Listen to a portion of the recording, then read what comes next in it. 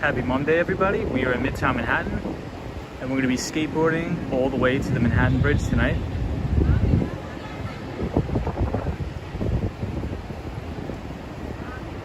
We are on West 39th Street and Broadway.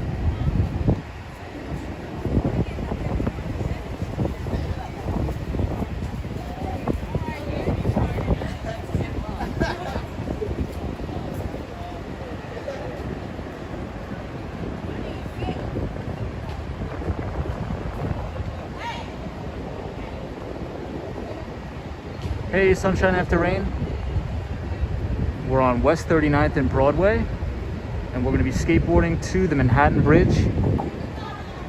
So it should take us about an hour to do that. Hey, Solo 401, what's up? Happy Monday, my friend. In America 3. What's going on, everybody? We are going to be skating down to the Manhattan Bridge.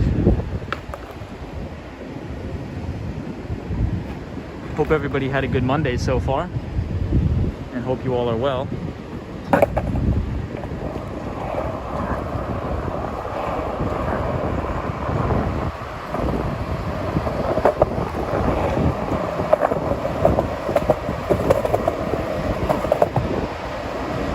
I think it may start to rain though in a little bit.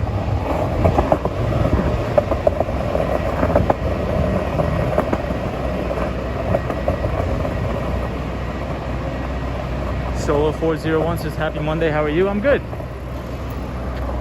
It was a busy day today at work, but overall not bad.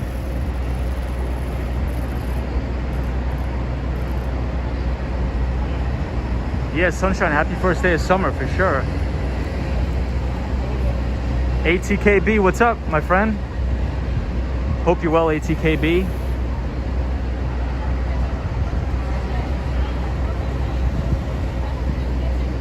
So right now we're on West 39th Street.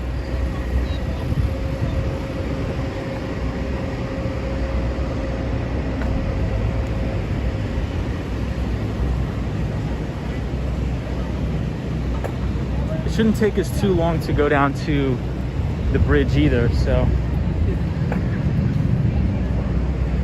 we'll see.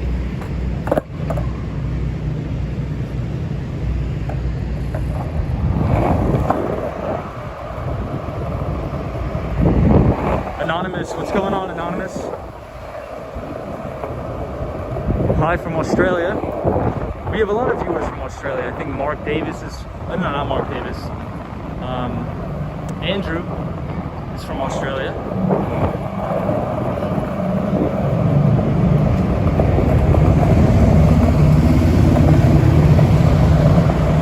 And it's not too hot out, it's just a little bit humid here in Manhattan. But it's probably about 81 to 83 degrees in the city.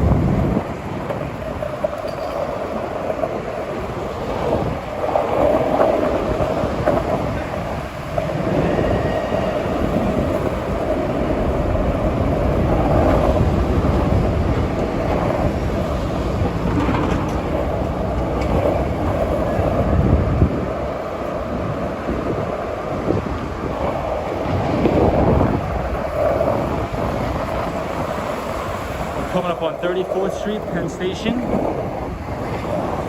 where you can get the Long Island Railroad.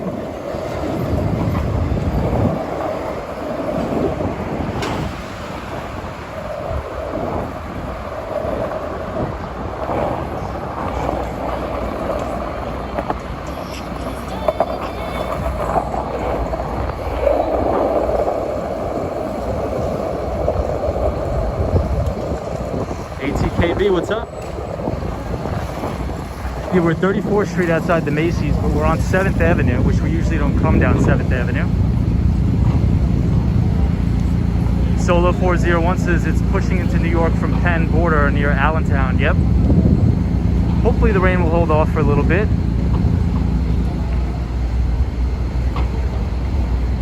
ATKB says they didn't know you were going to be on tonight. Pretty good surprise. Appreciate that, ATKB.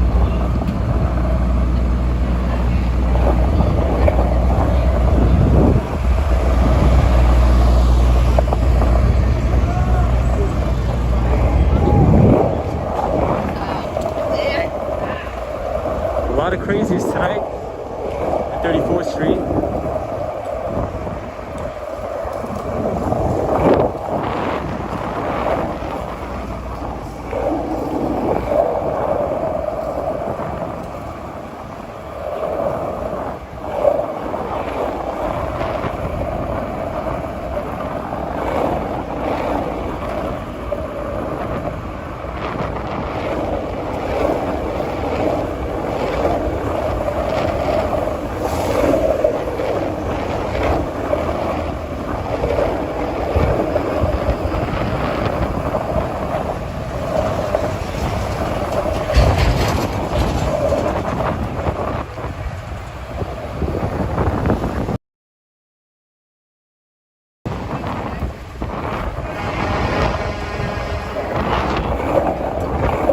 It's a bit windy tonight.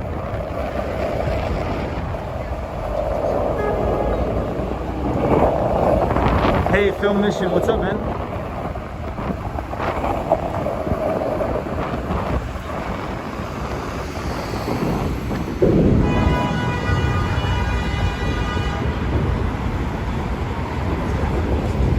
Phil Mission says, looks like Yang is not doing well.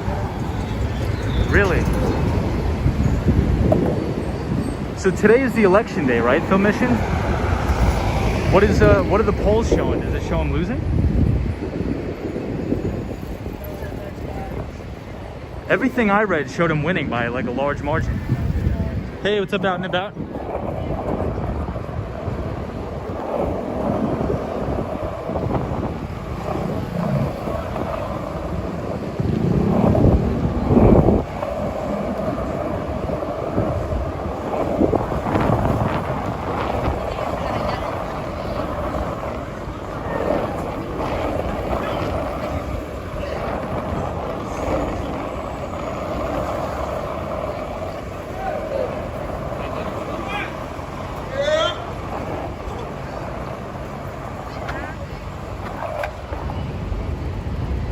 So we're here in Koreatown on West 32nd Street.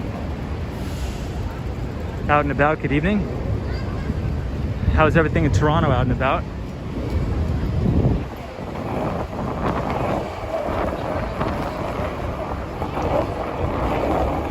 It is the official first day of summer today.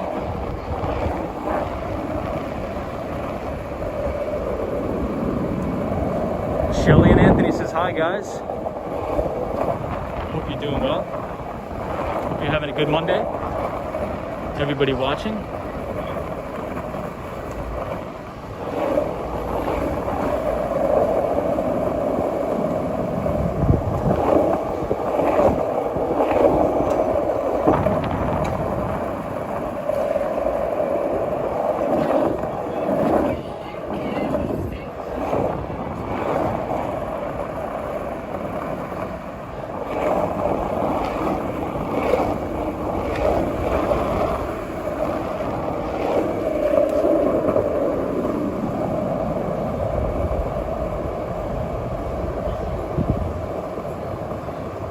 Hey, Sunshine.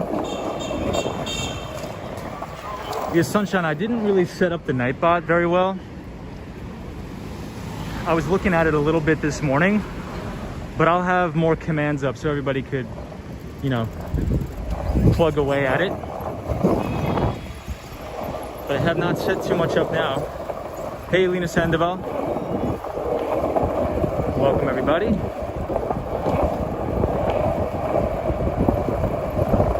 To the Manhattan Bridge tonight. Should be a pretty good view if the rain holds up. Should be a pretty good ride.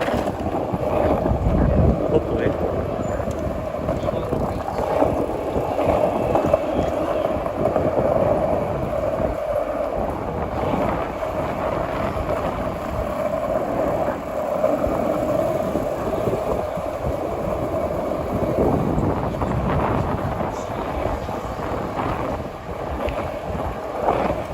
A lot of people out for the first day of summer here in New York.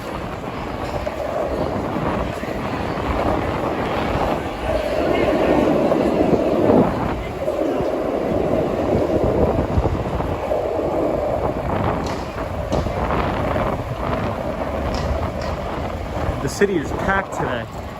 I was out in Midtown Manhattan pretty much all day, near 42nd Street. There was a ton of people out and about, just having a lazy day. No problem. Shelly and Anthony, what's going on? I don't think I've seen you on the stream before, so welcome to the stream.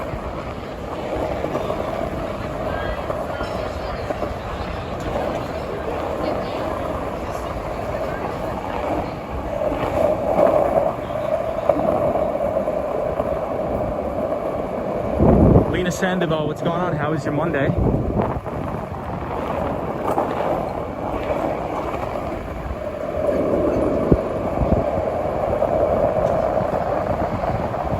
DYL, what's going on?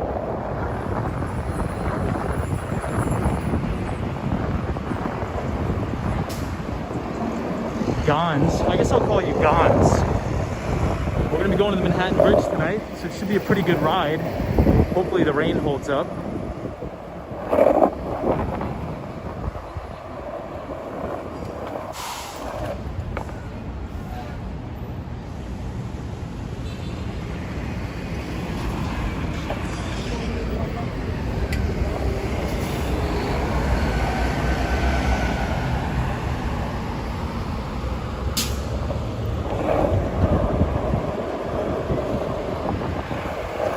Flatiron building.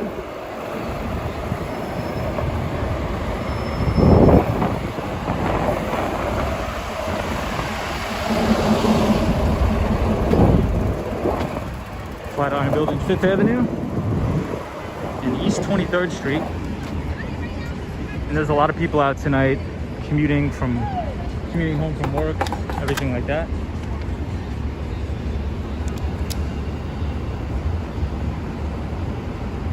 We also have the Detour bus behind us. Sorry about that, I was getting a call from work.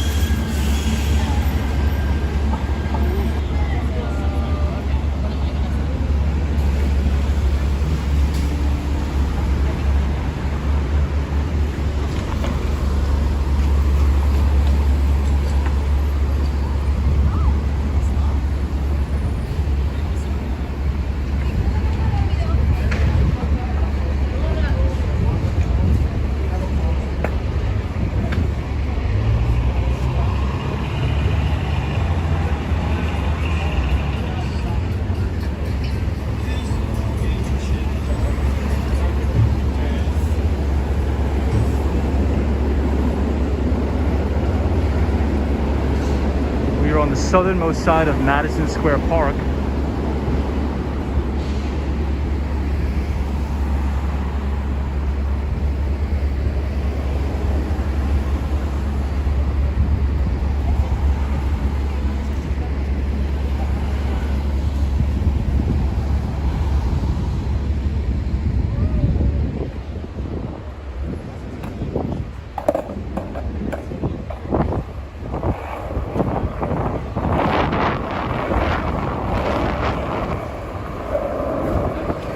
Hey, the Swan is here, finally. The Swan, we missed you the last couple of days, my friend.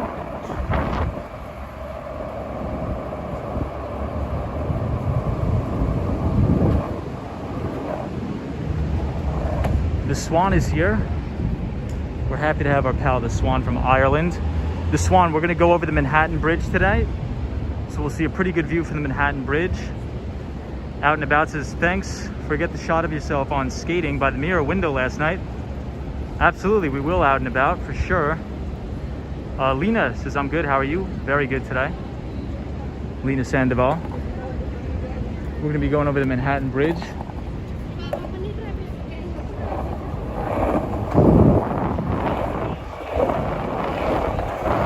The Swan, any updates on Ireland for us?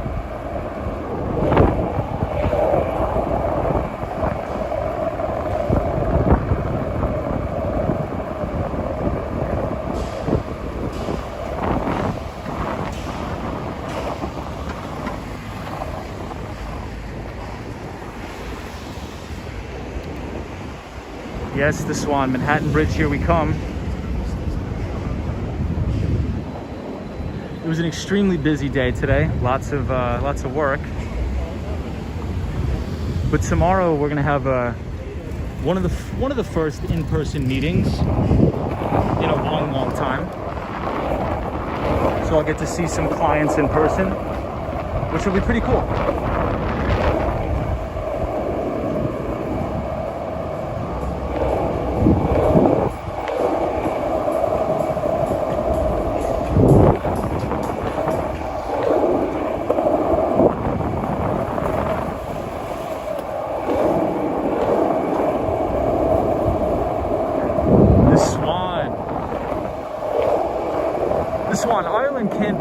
Ireland has to be getting a little bit better, no?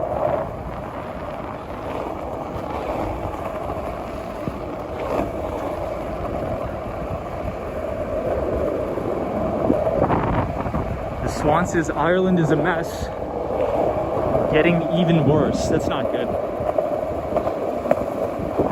The Swan, if I was going to visit Ireland, what are the top 2 or 3 places that I should go, in your opinion?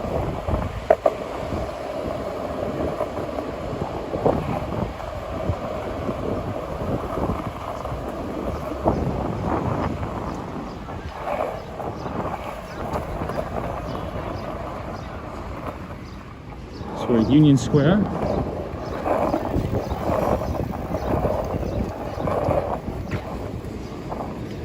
We have a beagle.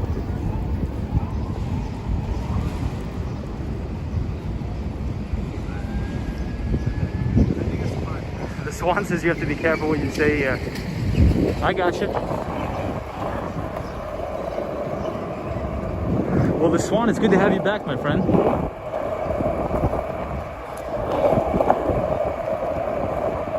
Always nice seeing you on the street.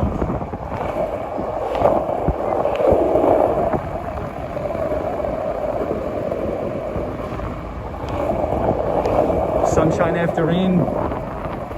Always good to see you too.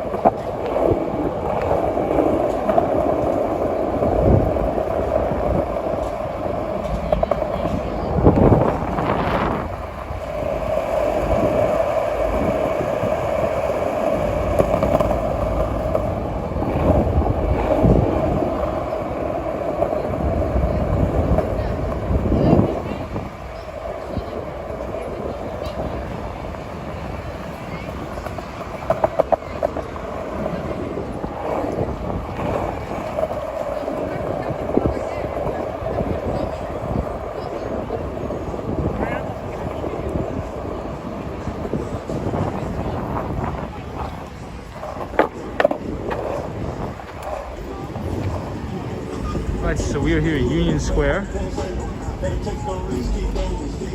After the Manhattan Bridge, can you skate to East Village? Yeah, so out and about. Maybe we'll go to East Village first, and then we'll go to the Manhattan Bridge.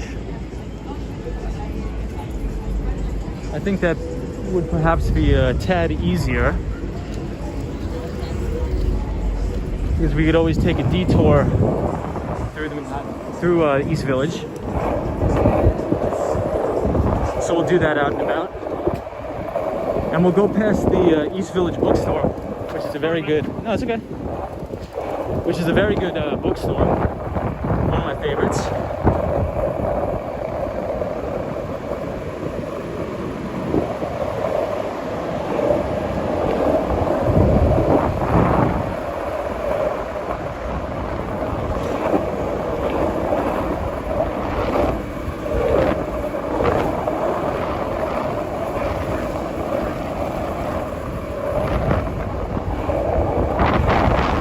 Feel the storm coming, it's so windy.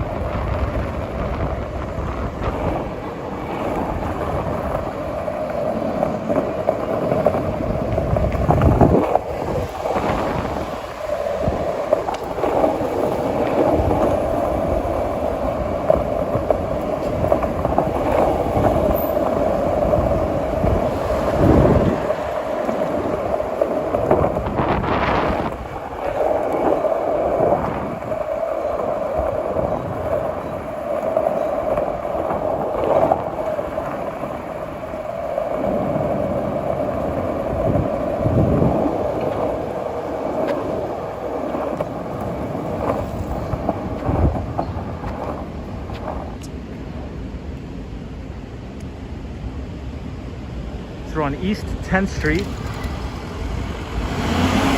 Swansons, my brother-in-law is a tutor slash driver slash security slash tourist firm that caters for Americans and Australians. Interesting. Yeah, so the Swan, you don't want to say anything too bad, I'd assume.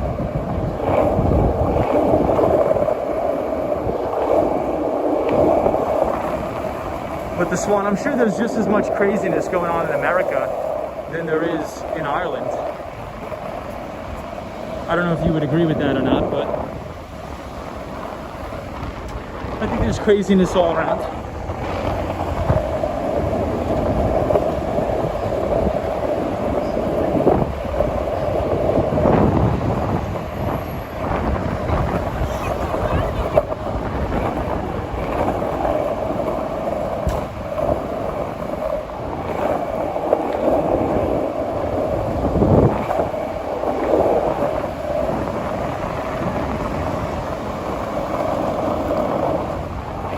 Right out and about, we are about to be in the East Village. Well, technically we already are.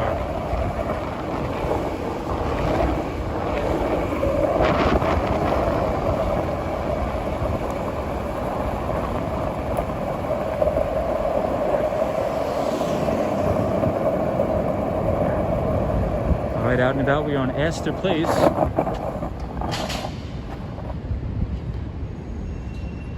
Astor Place right here. And if we skateboard all the way down there, that's where we have to go to get to the Manhattan Bridge.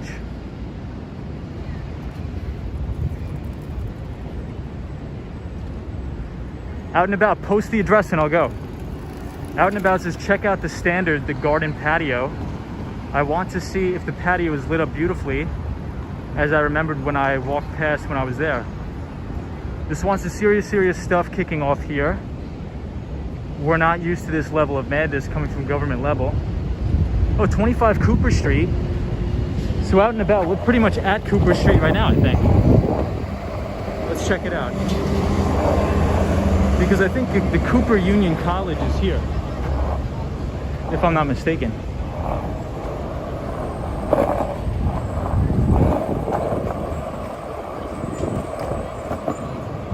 Hey, what's up, Gerald? We have Gerald Lee here. We always like to see Gerald Lee out. Gerald, we're on East 8th Street. We're going to be going through the East Village.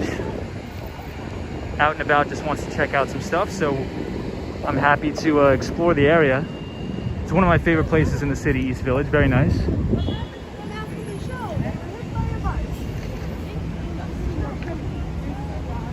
So out and about, we are on Cooper Square right here in East 8th Street. So 25 Cooper Square, it's probably down here. So we'll continue down here, we'll check it out, we'll see what's going on.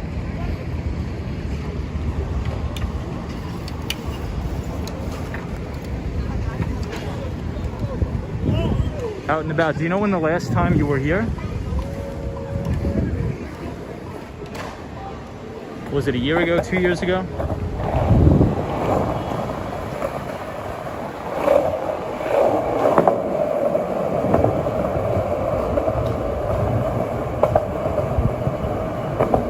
Gerald, hope you had a good Monday, my friend.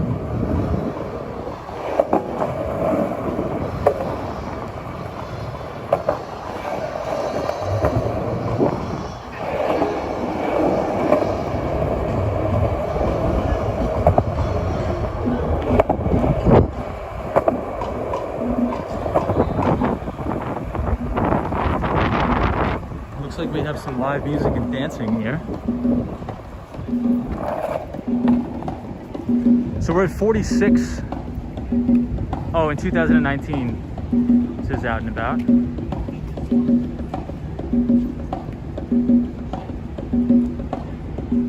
So if this is 46 Cooper Square, that means 25 must be over here.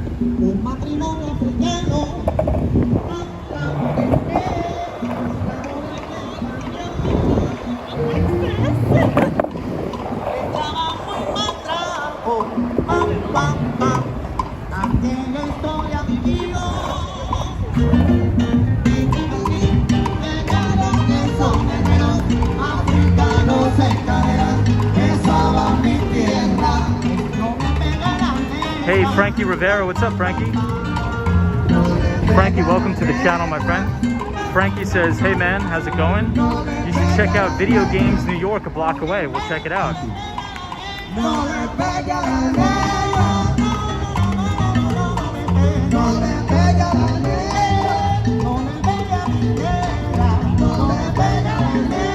Video Games New York. Frankie, do you know what street it's on, Video Games New York? Frankie, if you post the street, we'll go there right now. I'm curious to check it out too, my friend. Welcome to the stream. Hey, photos from around New York. It says hello. Hello, photos from around New York. Thank you for joining the stream. I hope you had a fantastic weekend and a good start to your week on this Monday. We're just skateboarding around the city. We're gonna go to the Manhattan Bridge.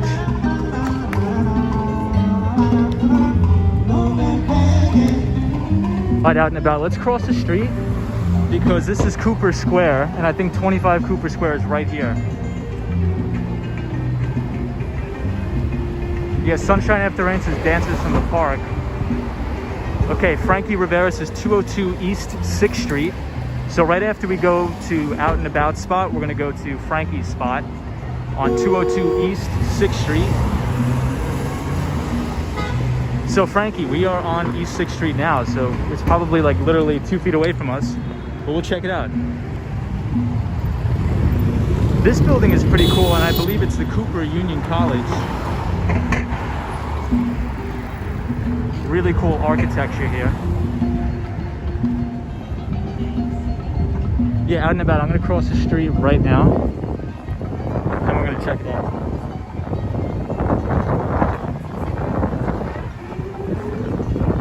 I think this is it, Out and About. Let me know.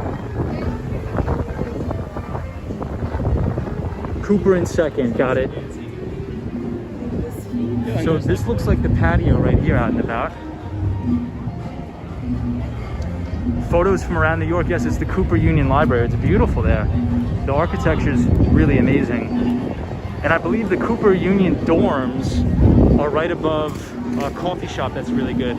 But I forget the name of the coffee shop. I think it's called The Bean Coffee Shop. Past the patio. So this is where you were staying, Out and About, right? When you came to New York? This is a very good place.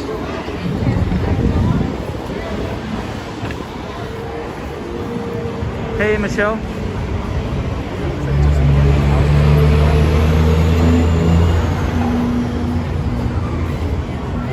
Just a bit down. Okay, we'll continue walking, but I think this is it because this is 25.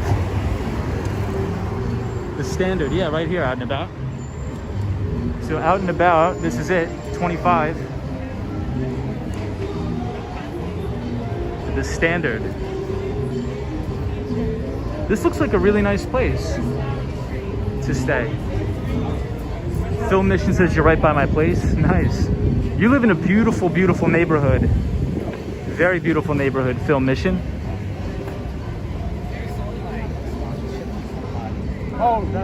So the garden right here. The garden does look beautiful. Let's check out the menu.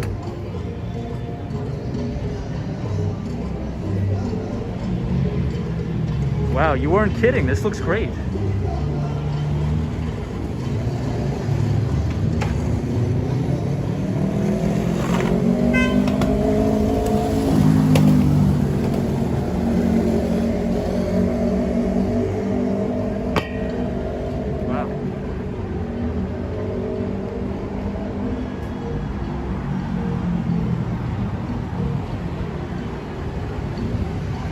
We just took a quick peek in there, Out and About. It looks beautiful. Wow.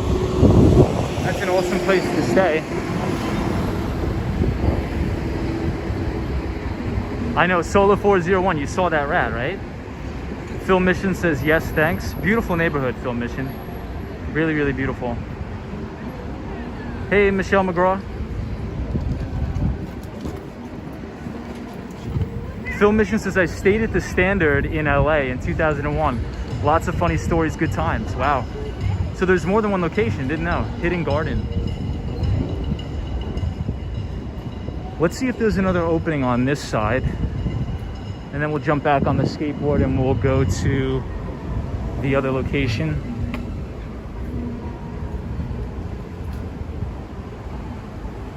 Hey, Lady Orleans. No, it looks like they closed it off. But look at, I believe this is a hotel room right here. Out and about? I will, out and about. That sounds like a really good place. Let's cross the street and see if we could see the hotel room there. Or is it a lounge? Because I remember passing this place a lot.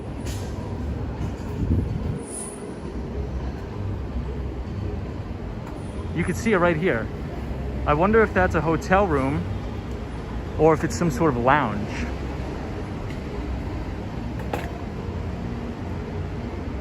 Phil Mission says there's one in Meatpacking as well. West side of New York City, Standard Hotel.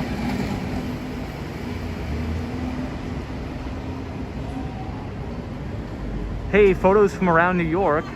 Says there's another Standard at the southern end of the High Line. The High Line is beautiful.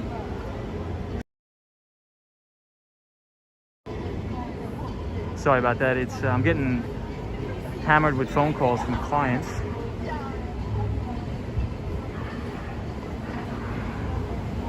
Cool. So let me look at this comment. I forgot where it was that we needed to go to. I believe Frankie Rivera says, where was it again? 202 East 6th Street. So Frankie, we will go to 202 East 6th Street. We'll jump on the board.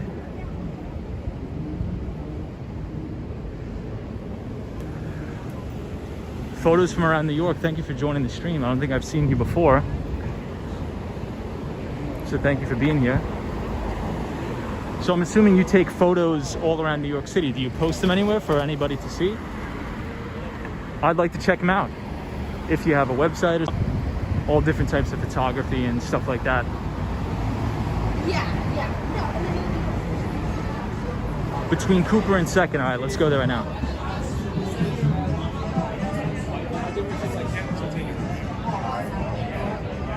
Yeah, out and about, no problem. Thank you for sharing that. That was awesome. I'm sure a lot of other people would like to go. I'll probably go one of these days just to check it out.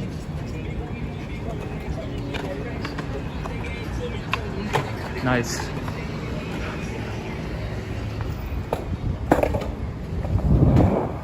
All right, everybody, let's head out. Photos from around New York says I do. It says same name on Instagram. So everybody check him out, or her. That's one of my favorite things to do, is check out very high resolution photos from around New York. So everybody check it out. Thank you for sharing that. All right, let's cruise over to 2nd Avenue. Let's try to avoid potholes at all costs.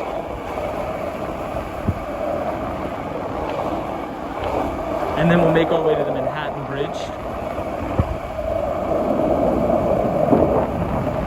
Frankie, I just passed it. I'll turn around. I saw it too. But there's two guys right behind me, so I couldn't turn.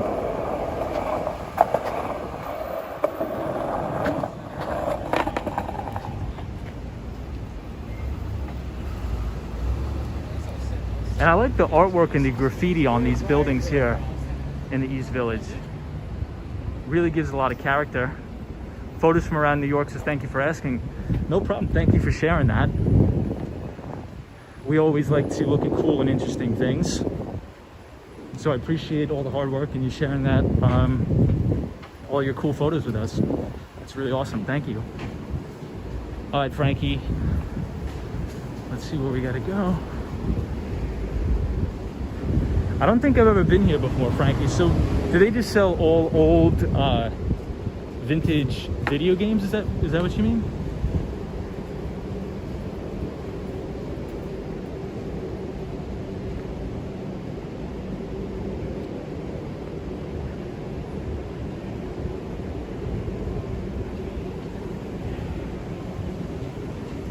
I'm looking for it.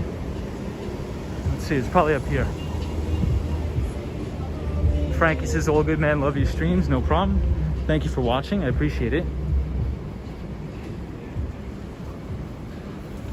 I'm assuming it must be in one of these buildings.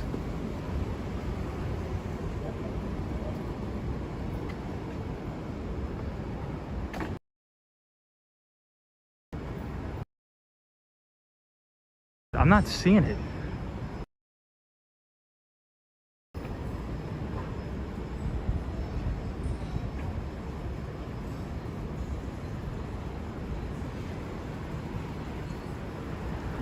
Huh.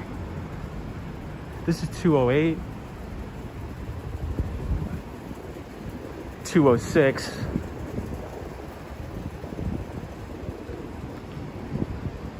.202. Here we go. Oh wow, this is really cool. Here, I'll stand back so we can check it out. So Frankie, it's right here on the corner. And there's a big Mario here with Sonic. That's pretty cool, man. So these are all, what, very old, probably stuff from the late 90s, early 2000s. The Swan says, skateboarder, can people hear you when you're passing them? You sound loud here. Yeah, I think it's because I'm not skating at the moment. Hey Melbourne, what's up, man? Yeah, Melbourne, we're gonna go to the Manhattan Bridge today. So everybody who's on the chat, please check out our friend Melbourne. He's from Australia and he makes a lot of cool videos where he lives, so please check him out. A few more storefronts. Yeah, it does look closed, but I don't think it is closed because I think they just black out the windows. Hey, Orland Edwards, what's up, man? Hey, Lena Sandoval. Frankie says, yeah, a ton of retro games. So if anybody is a big gamer, I myself am not. I don't really play video games, but this place looks sick for anybody who's into that stuff. This is so cool.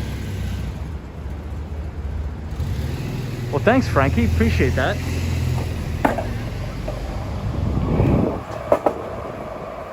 Yeah, if anybody has a request they want me to stop by somewhere, feel free to drop it in the chat, just as long as it's relatively close to where we are. But we are in the East Village today.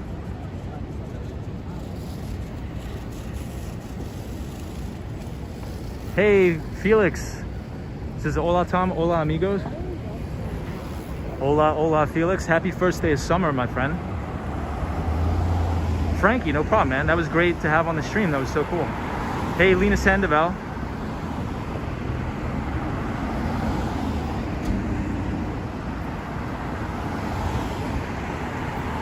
So we'll take a quick skate around St. Mark's Place. St. Mark's Place is a very, very popular place among the college kids down here.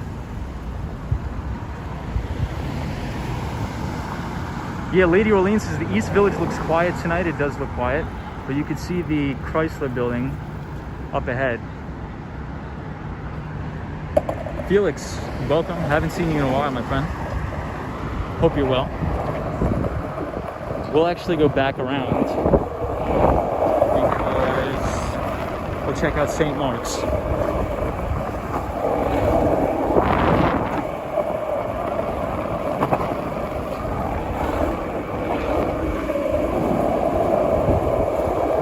Hey Destiny, what's up?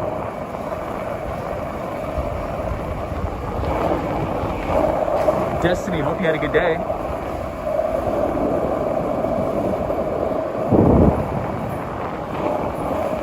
And it's a beautiful night for skateboarding out. It's not too hot. It's a bit humid, but not bad.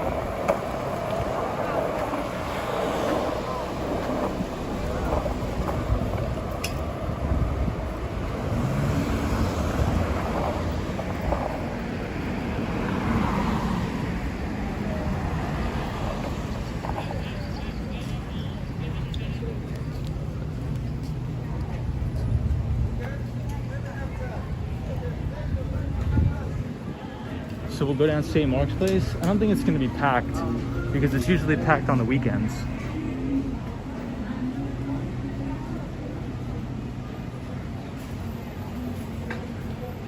Best food in the East Village. I don't think I've ever been there. Is it on East 7th, East 6th?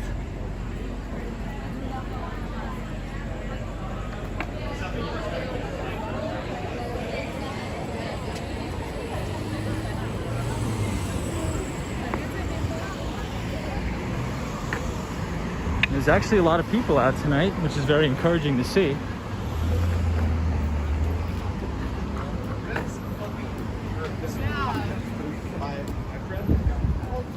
There is no one in there. I honestly didn't look like that, but now that you say that. And we have almost a full moon out tonight. Hey, what's up, JD Fisher? What's up, Destiny?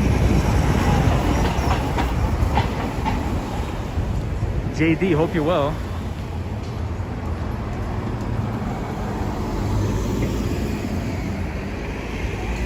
And this is that show Stomp, which I believe is like dancers, but I'm not sure if the building is closed or out of business for good now. But we'll take a quick tour through St. Mark's Place, then we'll get back on the skateboard and we'll head down to Manhattan Bridge. And hopefully we can see a pretty clear view if the rain holds up for us. JD says, Tom, how are you? I'm well. I'm doing good. This guy's taking a nap here.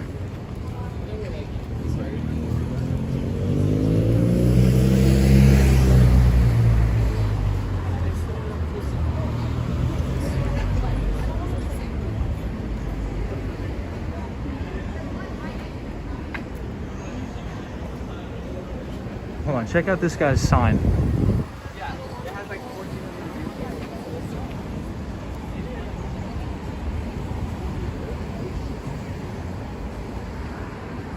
Yeah, Lady Orleans, the Blue Man Group. I've heard of that. The Blue Man Group is a very good show. The Blue Man Group actually came to my high school one year in the auditorium.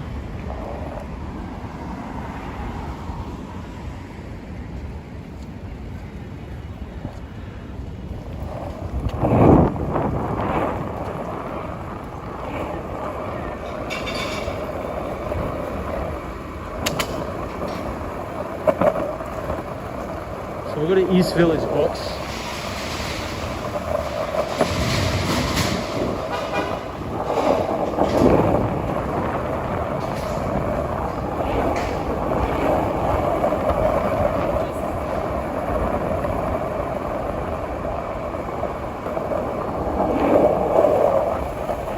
So St. Mark's Place is a big college town for really anybody who goes to NYU or really anybody in the City University in New York. During the weekends, this place is really, really crazy. But surprisingly, for a Monday night, it's pretty lively, it's pretty packed.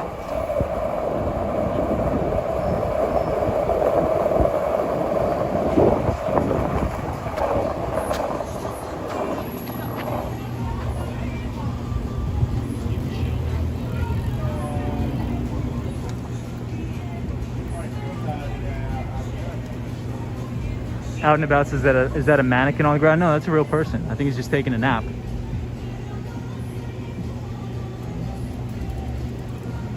Yeah, Film Mission, lots of Japanese bars and food. Film Mission, there's a good ramen place we made pass.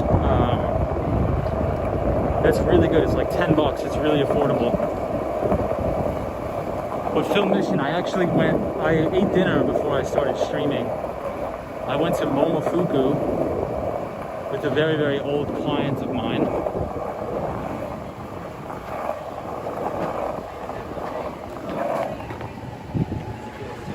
But this is East Village Books, one of my favorite places here. Hey, Andrew, what's going on? Andrew's our pal from Australia. He says, good day, everybody, watching but can't chat. Have a good skate. No problem, Andrew. Have a good day at work, my friend. We're skateboarding around East Village. Then we're gonna head down to the Manhattan Bridge and hopefully see a pretty nice view. But we can't go in here, but if anybody's in the neighborhood, please check out this shop here.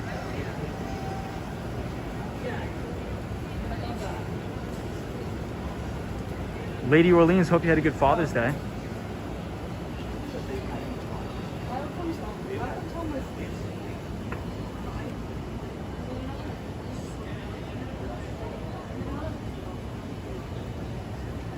Gerald Lee says, what's your favorite coffee shop in New York City, Tom? Or your top 3? Gerald, excellent question. Fantastic question. My number 1 favorite coffee shop now is on 72nd Street and Columbus.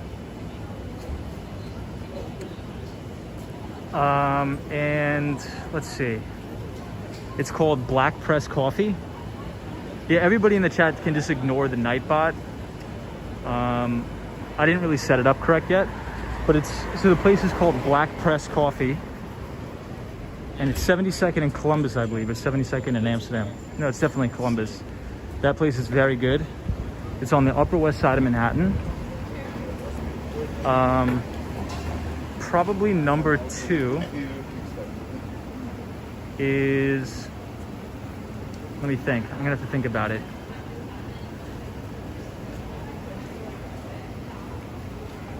I would probably say La Colombe.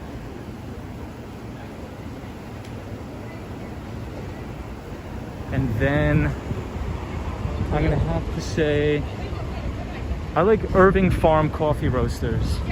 So any of the Irving Farms, which is like a local New York City coffee shop chain.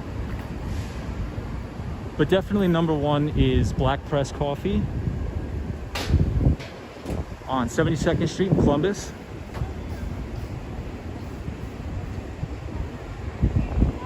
Yeah, Andrew, I didn't really set up the Nightbot that well, so it's not gonna work until tomorrow. I have to give it more commands and stuff like that. Photos from around New York says the building across the street is the cover of the original physical graffiti. Oh, Led Zeppelin, nice.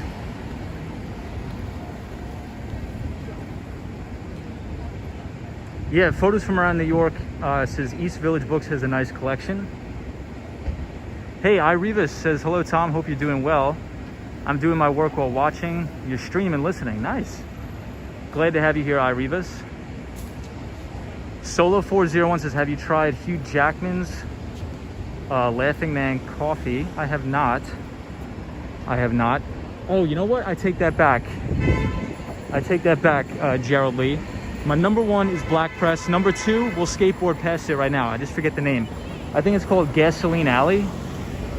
And that's my number 2, close number 1. Coffee, and it's in SoHo. And we'll skate past it on our way to the Brooklyn Bridge. I mean, not the Brooklyn Bridge, excuse me, Manhattan Bridge.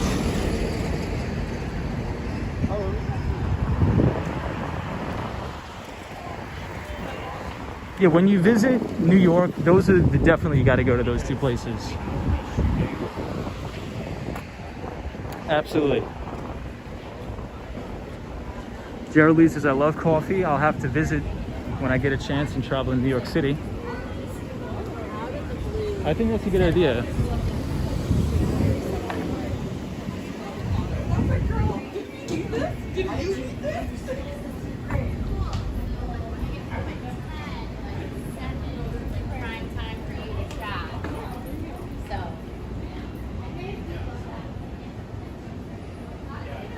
Oh, that's true. Solo 401 Black Rifle Coffee Company is the best. Do they have a storefront anywhere, Solo 401? Or no? Hey, Zap Allen, what's going on?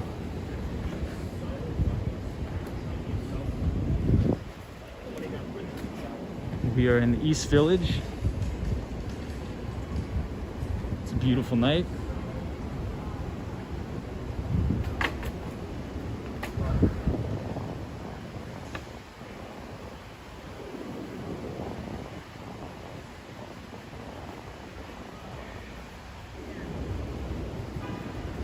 There is a coffee shop here that I really don't like. It's called Gregory's. I don't know, it's just not, a lot of people do go to it, but it's, I don't know, it's not the best. Joe Coffee is actually really good too. There's a couple places on the Upper West Side of Manhattan. There's one on, I believe, West 85th Street in Amsterdam. and another one near 72nd Street, near the two. Sorry about that, I'm getting a call.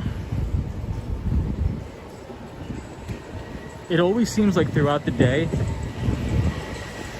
my clients are so hard to reach, but then when it comes to nighttime, they all hammer me with calls at the same time.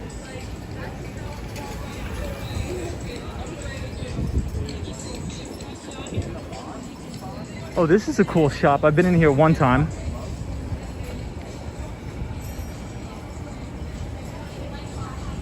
Coffee and tea shop here. Puerto Rico.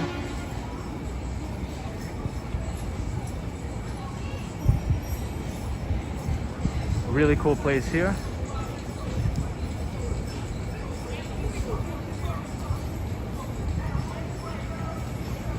Yeah, photos from around New York. Blue Bottle is always solid. Hey, Sunshine, New York. So photos from around New York. I'm trying to think. The last time I've been to Blue Bottle was the one by Bryant Park. That one is pretty good.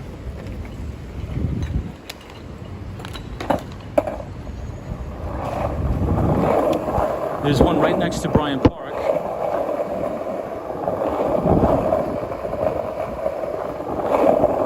And there's also a new one that they just opened a couple blocks down from the Trader Joe's on 72nd Street, I believe.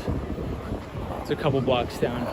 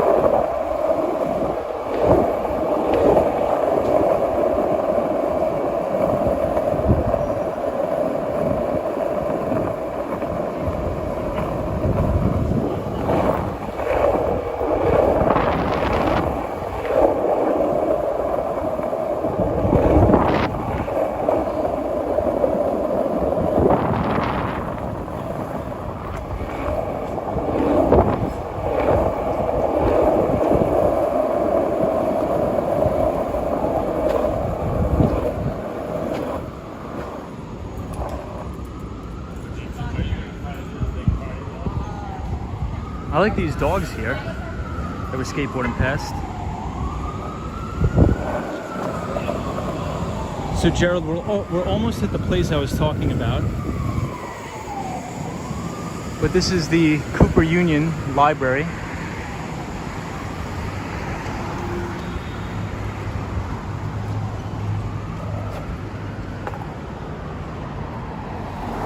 On Cooper Square.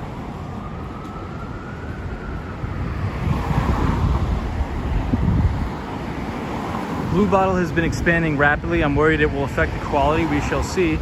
That's a good point, photos from around New York. It seems like when things expand too fast, it seems like they kind of get worse. What kind of tea do I drink? I usually just drink regular green tea, iced green tea, Sunshine After Rain. So Solo 401 says Black Rifle Coffee is a solid online and at random vendors. Got it. Oh, they're veteran owned. That's awesome. I'll definitely have to check it out then. 100%. Sunshine After Rain says not good. I've been kind of under the weather. Oh, that sucks. Maybe it's something you ate. The Swan says every building seems to be a different shape. I can't stay with it all. JD says I'm happy because I won a basketball game today. Nice, dude. Shot a three-pointer, I faded and scored on them. So proud of myself. You should be. You should be, JD. Rain is 45 minutes out. Copy that, 10-4. Hopefully the rain holds off.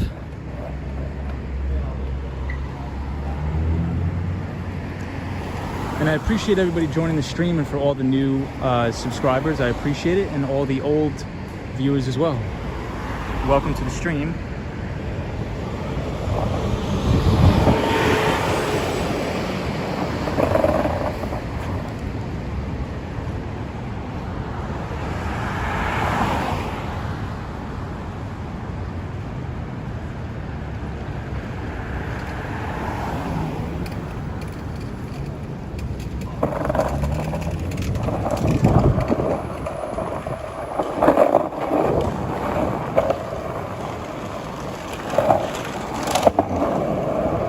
right, so we'll go a couple blocks over where we can really zoom across.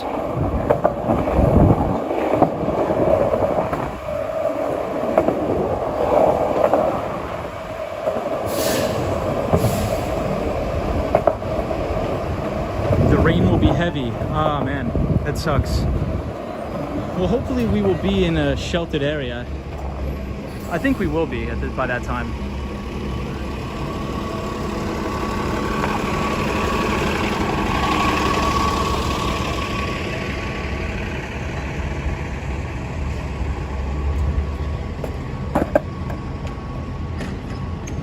So we're right here at Lafayette Street and East 8th.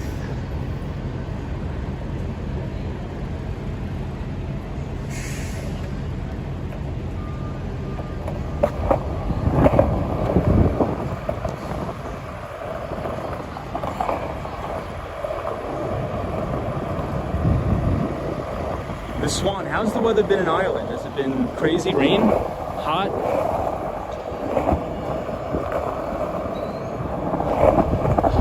So Gerald, if you're still watching, we're about to come up on the coffee shop. That's very good.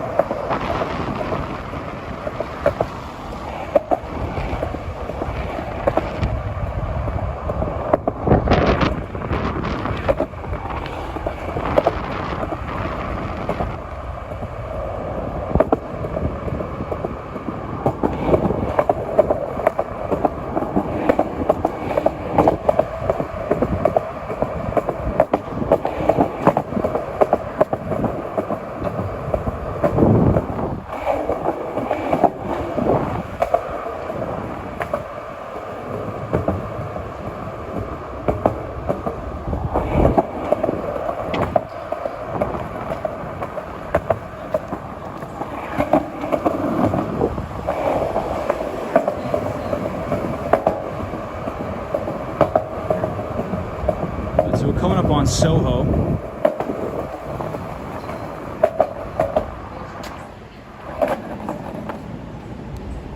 This is a good coffee shop, but not the best. It's La Colombe.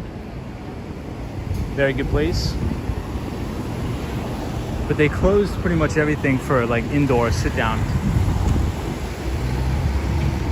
Andrew says massive amounts of lightning near Middletown at the moment. Is that far? It's pretty far, but it'll probably get here pretty quickly. I can't really see any lightning. I'm not sure if you guys see any. Yeah, La Colombe is not bad. Lady Orleans, have you had their draft coffees? I think it's called the Black and Tan. That's what I sometimes get when I go there with clients or something. It's a very good place. Thank you, Amber, for subscribing to the channel. I appreciate it. I just saw your notification go up. Thank you, everybody, for joining. Hope you are all enjoying the skateboard live stream through New York. So one of my favorite things about SoHo is the architecture and all the buildings.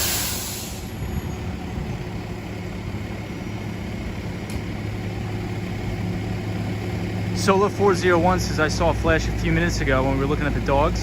Hey, Justin's Journey, what's up, man? Justin's Journey also does, I believe he has a channel as well. So if anybody wants to check out our friend here, Justin, feel free, because he is also very good. And this looks like some sort of art gallery here.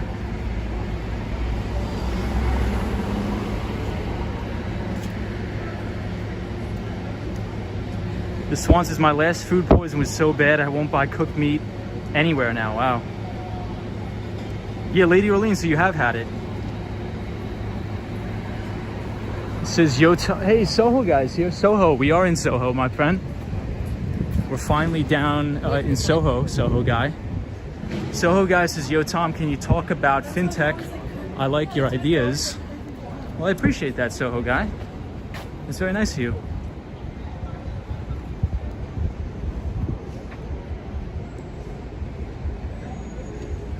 Yes, Justin's Journey says, yes, I have a great channel. Yes, everybody, check out our friend Justin, Justin's journey here. Lady Orleans says, but I'm a traditionalist with coffee.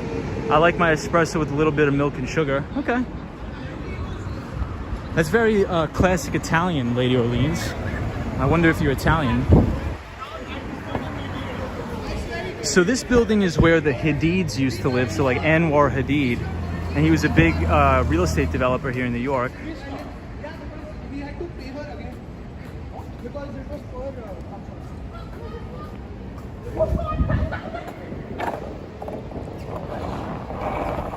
So SoHo guy, Fintech, I mean, I think that's the future of banking. I mean, if you look at companies like Square, you know, it's just so much more convenient to be able to download a Cash App or something on your phone. And that cab just slammed over that curb. I don't know if you guys saw that. I think he bottomed out his car. But the biggest thing is, let's say if you're a small business and your payment processor is Square. Well, Square is not just only your payment processor, but it can act as your lender to provide you with financing. And since Square collects all of the data on all of your transactions, it's easier for Square to recommend you different sort of loans or things like that that you need. Because due to a year's worth of data, Square can tell the small business owner, hey, you know, you seem to pick up your business around, let's say, for example, the summer during the weekdays around noon. So why don't you, staff your employees accordingly, or perhaps why don't you take out this low interest loan so you can use it to maybe buy new furniture for your store or something like that. So Fintech is definitely the future. So Gerald Lee, if you're still watching, this is Gasoline Alley Coffee. And it's right here in SoHo. And this is one of my favorite places. And it almost looks like a garage. And it's right here. So if anybody's in SoHo, please check out Gasoline Alley Coffee. Very good.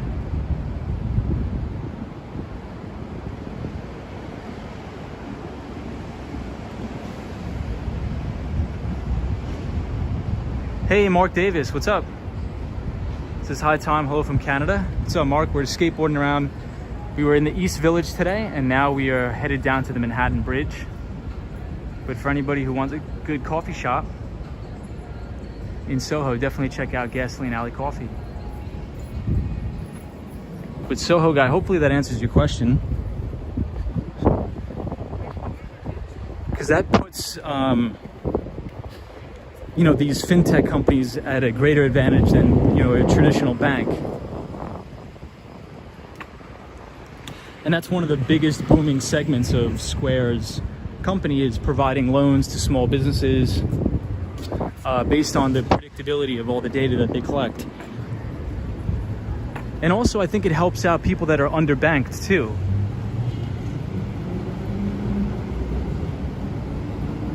Because a lot of people don't understand, there's a lot of people in the United States and around the world that are underbanked, meaning they don't have access to a retail banking branch. They can't physically open up a bank account. So if they download an app like Square or the Cash App or PayPal, now they can do all of their banking electronically from a smart device or a smartphone. Because studies show that even the most impoverished people around the world have access to mobile phones.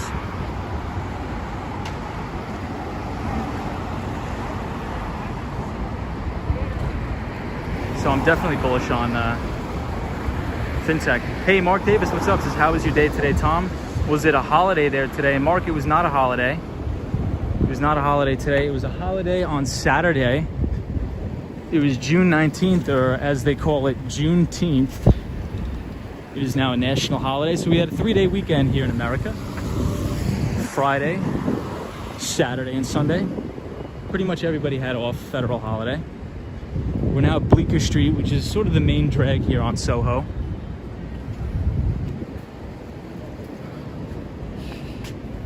So Bleecker Street, you can get the BD, F, M, and the 6 train.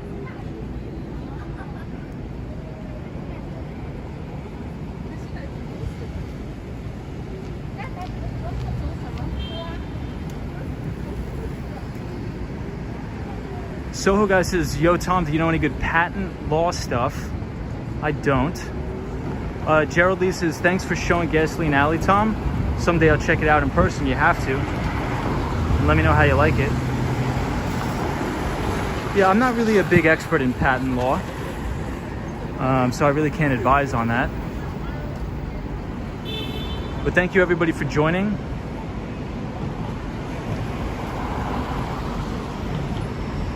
And we're gonna get back on the skateboard and head down to the Manhattan Bridge. And we're on Mulberry Street. So if we go right down Mulberry Street, it'll bring us to Little Italy.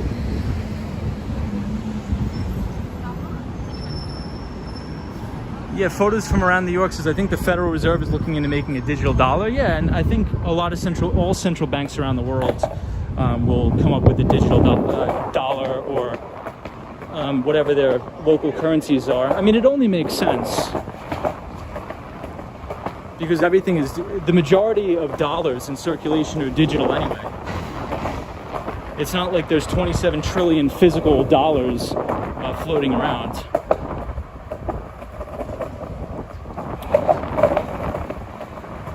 And that's why everybody is scared about the derivatives market, because now there's quadrillions and quadrillions worth of value, or theoretical value, they're floating around.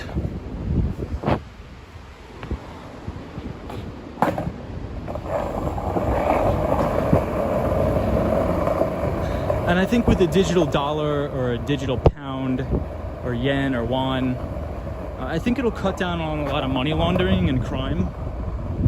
Because what a lot of people don't know is that the majority of crime and money laundering and corruption is done through physical US dollars. Yeah, so photos from around New York, the derivatives market is now in the quadrillions. Yep, pretty crazy to think about. That's why back in 2014, 2015, I'm not sure if you remembered, everybody was afraid of the Deutsche Bank going bust. And I worked down on Wall Street during those years. I worked right next to the Deutsche Bank. I was in 82 Wall Street, and I believe they were 88. Soho guy says, did you hear there's 25 quadrillion outside US? Yeah, so that's like the global derivatives market. Hey, Mark. So are you big on crypto or skeptical? I think a lot of it is garbage, and I think a lot of it is just fraud. But like if you want to make the decision to have a little bit of exposure to Bitcoin, I think that's a very smart thing to do. But besides that, I'm not, all the other ones are pretty much just garbage. And we talked about that a little bit before on the stream, and one of the reasons why, for me, I mean, my bull thesis has always been on Bitcoin is to service those who are underbanked and who are sort of enslaved by tyrannical governments that have their central banks run the printing press and devalue their local currencies. So if you want to talk about like remittance payments, so let's say I'm an immigrant from Ecuador or really wherever, and I work here in the United States and I want to send money back home, the only way I can really do that is through a company like MoneyGram or Western Union, where they're going to hammer me with fees. And it's really not going to be advantageous for me to work so hard and send those payments home. But if I can have a Bitcoin wallet and send my family home Bitcoin, I can move billions of dollars for pennies. So I think it's going to help emerging markets. I think it's a very good thing to lift emerging markets out of perpetual poverty. So that's sort of my bull thesis, and that's why I like it. Look at this.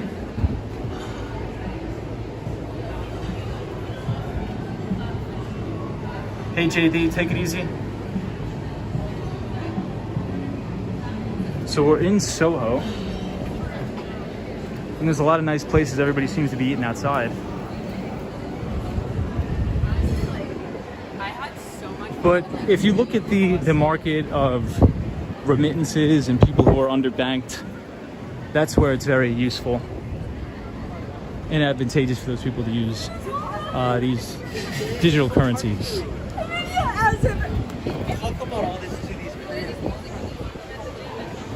So we're on Mulberry Street and we're about to be in Little Italy. Yeah, Gerald Lee says El Salvador just passed a law making Bitcoin their official currency. Yeah, so that's a good example, right? So they're like a very, very, very small blip on the total spectrum of the global economy, but they're in a situation where, you know, if somebody's getting paid, you know, they're losing like 20% of their purchasing power per day. So I think this will allow for a lot of money to inflow into El Salvador from remittances. So if you work in the United States or Canada, you can then send your family back in Bitcoin and save on those fees, save on those really, really crazy fees.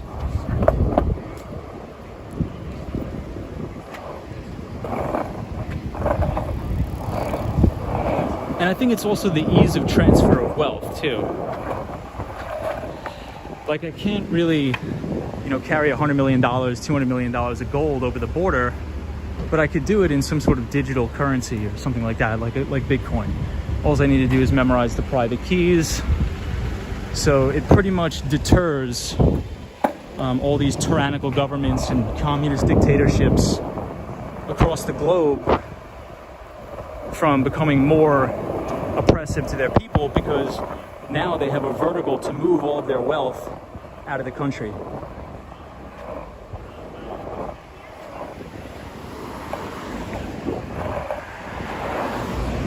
So we're now in Little Italy.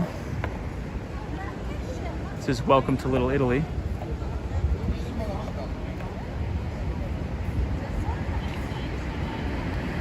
The Swan says the Bitcoin isn't as secure as you think. Yeah, I mean, I guess we'll see. Right, I guess we'll see. Look, I think a lot of people spend a lot of time arguing about it, but my whole thesis is I think you need to make a decision. If you want to get exposure to it, then pick a percentage of your net worth to get exposure to it. If you don't want to get exposure to it, then don't buy it, don't talk about it. This way, at least you'll make a decision one way or another. So I really don't get into arguments with people about it. It's just, if you want exposure, that's a decision you have to make. If you don't, that's fine too. There's tons of other investable assets across this global economy. Well, Little Italy looks beautiful tonight. Hope you guys are enjoying it.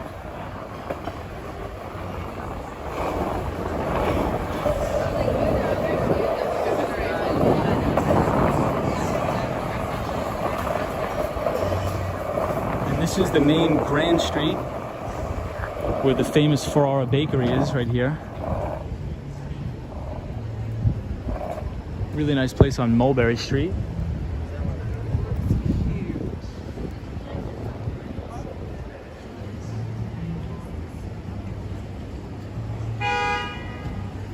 Yeah, this one, I wouldn't even consider a Bitcoin a currency. I would consider it a commodity, in my opinion.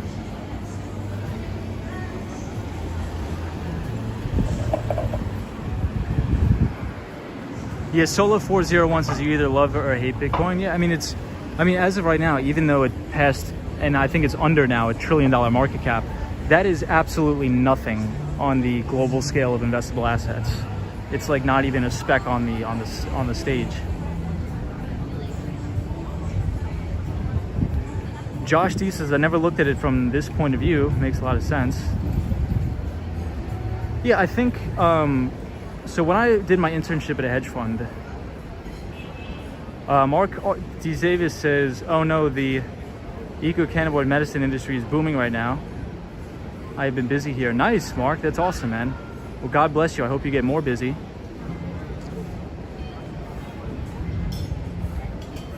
Yeah, I think, so when I had my internship at the hedge fund, one of the things that they teach us to do is to find an edge, right? And to get out of your own cognitive biases. Because if you grow up in a first world country like the United States or Canada, you're very jaded to what people's lives are around the world, and a lot of times not compassionate.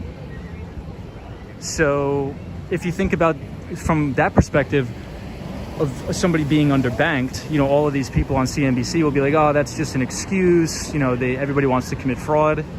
But they don't understand that there's people around the world that are literally getting their wealth and their purchasing power stolen from them every day by tyrannical governments that are printing money. Just take, for example, what happened in Zimbabwe. And the real story about what happened in Zimbabwe is what happened was the Zimbabwean government took land away, stole land away from people who owned it, and tried to redistribute the land in an even way. But what happened is Zimbabwe's number one export was agriculture. And so when they tried to redistribute the land, there was nobody that was experienced in farming to continue farming the proper way. So their crops pretty much died. And the government was trying to print so much money in the trillions to try to revive their economy and try to do some sort of quantitative easing to evade the tariffs and the levies and the restrictions that were being imposed by the United States and European countries. But what happened was the people lost all hope and really value in their own currencies, and it inflated away everybody's wealth that they had there.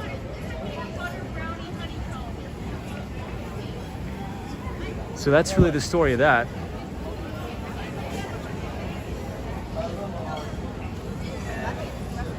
Okay, JD Fisher, take it easy, my friend. Says, okay, I'm officially out. Bye, everyone. Bye, sunshine. Yes, we'll see you again, JD. Thank you for joining.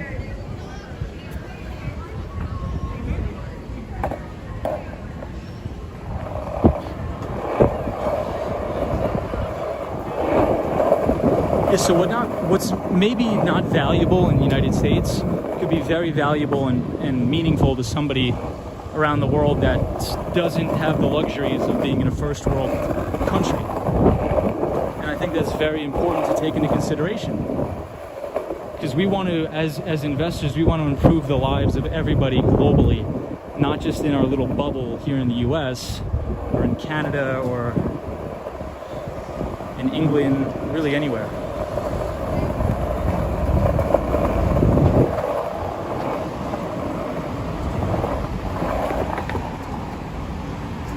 All right, so now we are coming up on Chinatown. We're at Canal Street.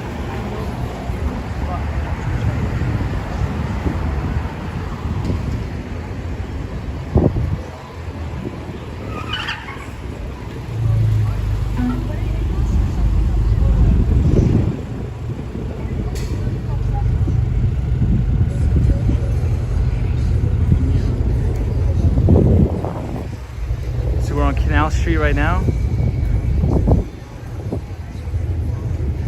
There's hackers that can scan and encrypt on the Bitcoin and steal it.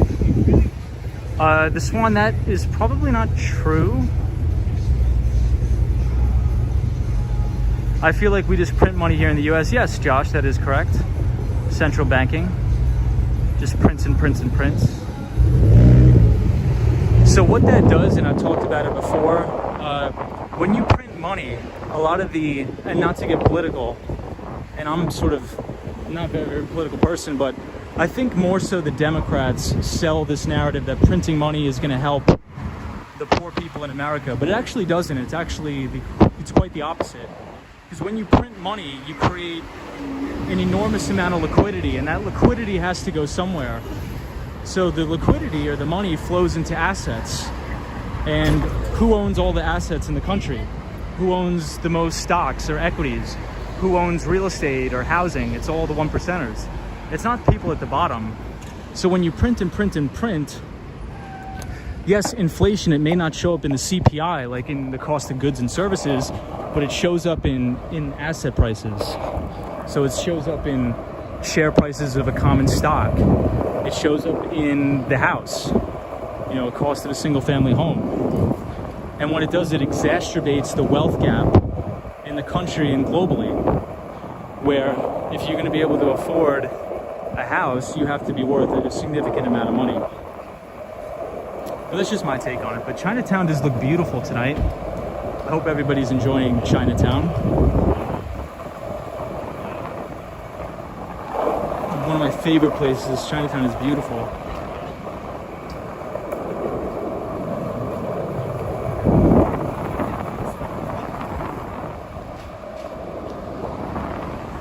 So we were on Mott Street in Chinatown, Bayard Street. Josh D says makes a lot of sense. Yeah, and I think, you know, when people just listen to the media or the mainstream media, they really don't understand the economics of it. But for example, you need to look up this guy Stanley Druckenmiller, and he's the most successful investor that ever lived. And he said during the global pandemic, he's had the best year he's ever had, ever. In terms of his net worth increasing, because he owned his asset management company was long equities, was long all these tech stocks, right? They owned a lot of single family housing. So when you print and print and print, the money just doesn't go to money heaven. It goes into assets that the rich people have and just exacerbates that wealth gap. Hey, Melbourne's still here. Hey, Jacer's here. What's up, Jacer? Thank you everybody for watching, and thank you everybody for joining. And thank you for all the new subscribers. I really, really do appreciate it. I appreciate everybody that supports the channel. And Jacer, I hope you had a good day, my friend. Melbourne, the Nightbot, I think only the moderators have access to the Nightbot, but I haven't set it up quite yet. I'm gonna set it up with the weather so you guys can look at the weather, do a whole bunch of cool stuff. But I only sort of played around with it today, but nothing too major. Sunshine after rain, always good to have you on the stream. I really appreciate you watching. Hopefully you're enjoying the Little Italy in Chinatown tonight.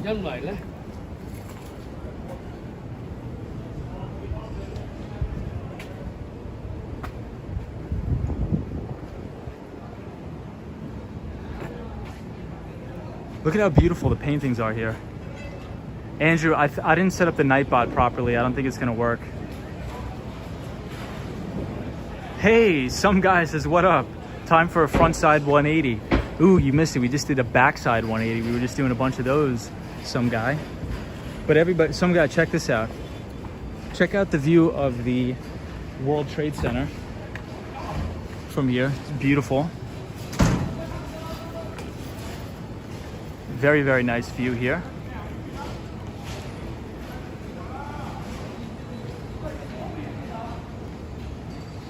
Oh, Andrew, yeah, go ahead. Feel free, my friend. Feel free. Feel free.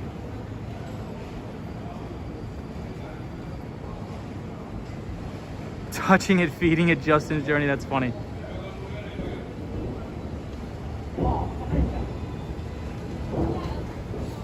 The Swan says half the money that's printed goes straight into the 1%ers' pockets.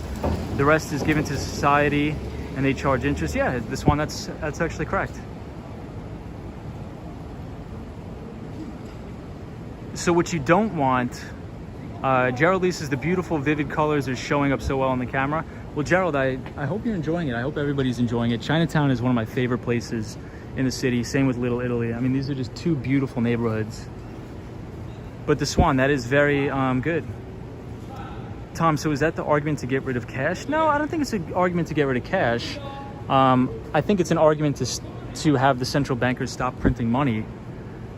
Because the argument is the central bankers like Jerome Powell, they say, oh, we need to continue to print money and buy mortgage-backed securities so we stimulate the economy. But what that really just means is it boosts the asset values of the assets that their friends on Wall Street have. So like BlackRock, JP Morgan Chase, they all own stocks. They all own different types of equities. They own commodities and they own real estate. So what Jerome Powell is doing is inflating the prices of those, enriching his buddies on Wall Street and making everybody else suffer. If that makes sense. What they need to do is they need to increase interest rates. They need to raise interest rates. Because the reason why raising interest rates is good is because the average person like me and you that go to work every day, what we do is we save our money in the bank, and we, you know, maybe save up to buy a house one day. And if they raise the interest rates, we can earn money in our bank accounts, in our savings accounts. So back in the day when my grandmother was my age, you know, she could earn 8% to 10% in a savings account. I earn like 0.0001 of a percent. Right, so what that does, it forces you to go find yield in other places. So it forces the retail investors like us to pile into stocks, pile into commodities, thus driving up the prices artificially to enrich the people that actually have a lot of that stuff, if that makes sense.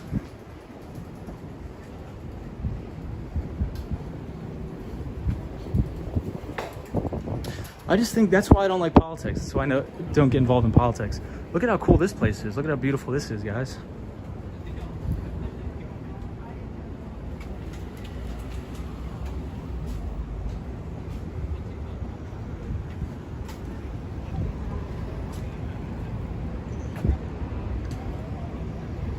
That's a cool place. They made it like a little tent here.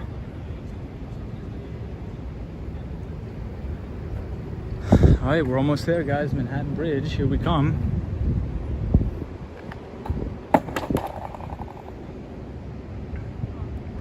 Yeah, Lady Orleans, this setup is pretty cool. This market right here is really beautiful.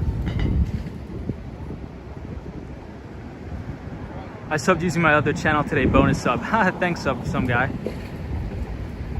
Sunshine After Rain says, any tips on how to save money? Yeah, I think if just, I would just allocate a very small portion of like an income or something and just set it aside, and maybe dollar cost average into a low cost mutual fund a low cost index fund that tracks the S&P 500.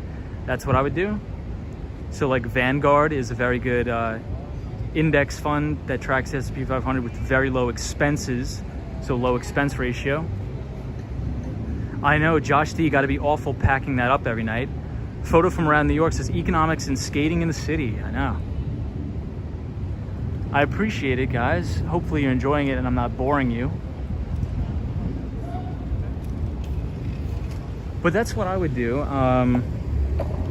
I think, you know, it's important that everybody start investing at some point.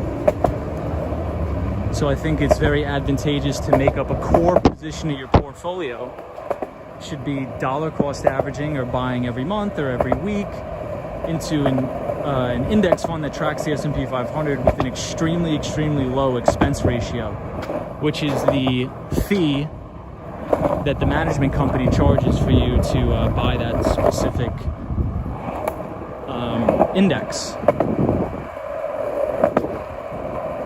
So long as you can minimize your fees that you have to pay to Wall Street, you should be in good shape. Very optimistic.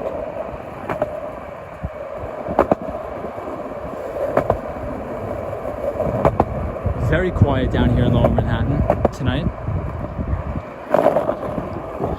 Almost eerily quiet, almost too quiet. It's beautiful though down here. Hey, thank you, Anne, for subscribing. I appreciate that. Thank you for all the new subscribers. I really, really do appreciate it.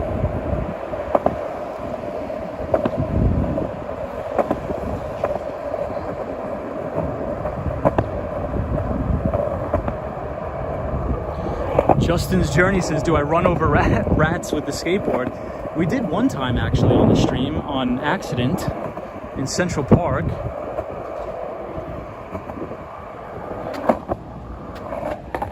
All right, so now we're on Lower Manhattan on Center Street, where all of the courthouses are in Manhattan. Josh D says, time you'd be a good professor or teacher. I appreciate that, Josh. Thank you. Gerald Lee says, you're never boring, Tom, always interesting and informative. Thank you, Gerald. Appreciate it. Can you comment on Robinhood and GameStop? It says photos from around New York. Photos from around New York. Let me screenshot your channel here real quick. Hold on. Because I want to check out some of your photos. So if anybody's just joining the stream, our pal here, Photos from Around New York, you could check him out on Instagram. And it's just his YouTube channel title. And he takes some fantastic photos, I'm assuming, from around New York City. So yeah, I can comment on that a little bit. So essentially what happened is, in my opinion, it's something called a short squeeze, right? So GameStop was a stock that was very, very heavily shorted. So if you look at the statistics, there was about 175% of the float that was sold short. So what that means is technically more shares of stock were sold short, or betting against the stock to go down, than there actually existed. So the stock, I believe, was trading about $3. Fair value of this stock, based on their earnings and their revenues and their cash flows, was about $10. There's a guy that was invested in it. I think his name was Deep Effing Value. And he said, yeah, based on the discounted cash flow models that I've built, this stock is worth about $10, but it's trading at $3. And for some reason, Melvin Capital, which is a hedge fund here on Wall Street, they were heavily, heavily short this stock. So they're like, even if this stock trades to fair value at $10, it automatically has to go to at least 25 to 30 bucks. Because what happens is, essentially when you short a stock, you have to go out to all the brokers out there, your prime broker, and you have to ask, hey, do you have any shares of GameStop that you can lend me? I think the stock is going to go down. Lend me the shares. And if the stock goes down, I'll sell the shares back to you at a cheaper price, and you profit the delta. So you make money on that. But however, what happens is, if the price goes up and you're short, you can lose an unlimited amount of money in theory, because the stock could go to $1 million in theory. So you can lose an unlimited amount. So it's a very asymmetrical risk reward profile. So what happened is, all of these Reddit people, and it wasn't really all the Reddit people, that's just what they tell you, but it's other Wall Street hedge funds that bought GameStop, or whatever the company's called, to drive up the price. And what happened was, since the price is going up, this particular hedge fund, Melvin Capital, had to cover their short. So they had to buy back the stock at a higher price than they originally bought it from the broker. So what that does, it creates more buying pressure, and it's an endless perpetual cycle of buying. And in order for Melvin Capital to close out their position on that short, they have to buy back all of that stock. And so that's why the price went up so high as it did. And I think it's still going to go on for a long time. I don't get involved in any of that, but I think there's a ton of shorts that are still out there that are caught, that cannot unwind their position. And that's why I don't think the stock has gone down, because there's still significant amounts of funds on Wall Street that are still short this thing, and they're trying to unwind their position, if that makes sense. So Josh thesis was it illegally shut down. So you're talking about Robinhood. So no, I mean, so there's something. So a lot of people were trading derivatives products on GameStop. So a derivative is like the options market. So if you go into the options market, people were buying calls on GameStop, right? So essentially what that is people weren't buying the stock. People were buying the derivative of the stock, which are called call options. And call option is the right, but not the obligation, to purchase 100 shares of GameStop at a later date and at a later price, at a different price. So let's say, for example, I buy the $20 GameStop call options, and they're $2. So you do two times 100, because each call option allows you to control 100 shares of the underlying stock. So everybody was flooding Robinhood with call option, pumping this stock. And I believe, I can't confirm this or deny this, but I believe Robinhood ran into a liquidity crisis. Because you got to understand something. People think that you can just buy an unlimited amount of stock and sell an unlimited amount of stock. For every buyer, there has to be a seller, and vice versa. So I think Robinhood ran into a severe liquidity crisis. And I think, me personally, I think they almost went out of business. Guys, we're on the wrong bridge. We're on the Brooklyn Bridge. I just realized that. I apologize. Guys, we went to the wrong bridge. We got to turn around and go back to the Manhattan Bridge. But hopefully that makes sense, everybody. And hopefully that wasn't too crazy of an explanation. Some guy says, I feel like there should be a graphic on the screen when you're explaining. But Josh D, I don't think it was illegal what they did. I think they were literally about to go out of business. Lena D says, I'm currently holding AMC stock. Can't wait for it to squeeze. So in my opinion, I don't get involved in any of that stuff. At some point, these stocks will go back down to being penny stocks. At some point, it will happen. But it's just when you have too many people on one side of the trade, there's still hedge funds on Wall Street that need to close out and unwind these big short positions, and they haven't done that yet. But everybody that's saying, oh, Citadel is this evil company, and Citadel is just a big hedge fund that deals with a lot of derivatives. They're a market maker. They're the biggest market maker on Wall Street, Citadel, and it's one of the biggest and most successful quantitative hedge funds on Wall Street. So if you think about the biggest and best quantitative funds on Wall Street, you think of Citadel Securities, you think of Two Sigma, and you think of Renaissance Technologies. But sometimes these hedge funds will help each other out and bail each other out. So essentially they had to get liquidity injections from Citadel and Point72, which is a hedge fund that is owned by the owner of the New York Mets. So it's a big debacle. I wouldn't get involved in it, but it is a big, crazy, not a good scene there. And I think a lot of people are going to lose money. But CNBC and the mainstream media is characterizing it that the retail investors are getting one up on Wall Street. No, it's not the case. If you look at the buying, other hedge funds were buying GameStop and they made a killing, they made a fortune, because they knew that Melvin Capital had a huge short position. I mean, some retail investors made money, but I think the majority of people that are still playing around with this GameStop thing are going to lose a lot of money. And this AMC thing. But that's just my opinion. It's funny and it's hilarious to watch and listen to it. All right, everybody, I apologize so much. We went to the wrong bridge and we have to make a little detour to go back to the Manhattan Bridge. Yeah, Cohen, thank you, Cohen. Sorry, I can't. Skateboarding, it's very difficult to multitask. Should I buy Circuit City stock? Is Circuit City still a stock? That's crazy. Lena D says, personally, I never saw myself getting into meme stocks, but I am unemployed and I gave it a shot. That's funny. That's funny. Look what happens when you're having fun, skateboarder. I know. Doesn't even know where he's going. The Swan, totally agree. But isn't that the part of the risk you take? Seems like it wasn't fair game.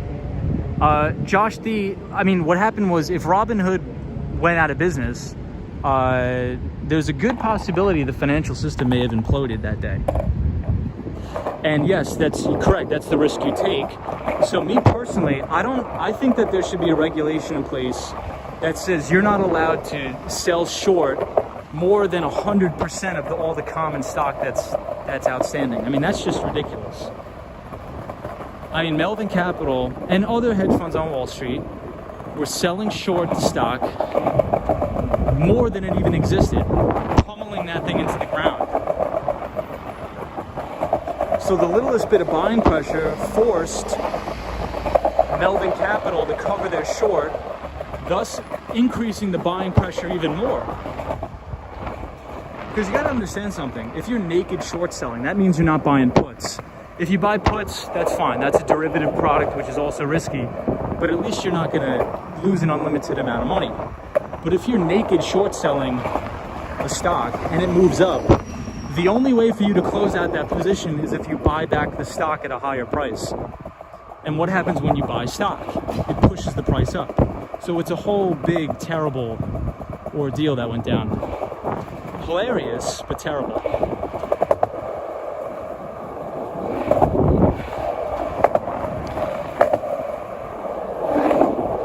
I mean, if I was ever a portfolio manager at a hedge fund, I mean, how do you leave yourself so exposed like that?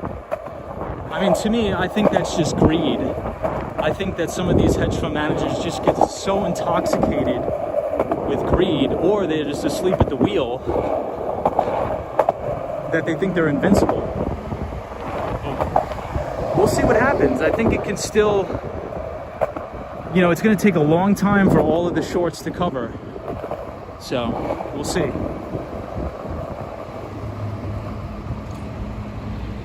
Hey, Stoned Kicker, what's up, man? Love having Stoned Kicker here. We're going to the Manhattan Bridge today, and we went to the wrong bridge. We went to the Brooklyn Bridge because we were talking about GameStop. Solo 401, I only buy stock in Dunder Mifflin. That's funny. Lots of lessons to be learned from that day, for sure. The Swan says Bitcoin was selling for 13,000 pounds this time last year. A few months shot up to 58,000 and now has gone to 36,000. Very interesting. Yes, Michael Cohen. So the owner of Citadel, the founder and owner of Citadel, is Ken Griffin. And Ken Griffin bought the penthouse at 220 Central Park South. Ken Griffin.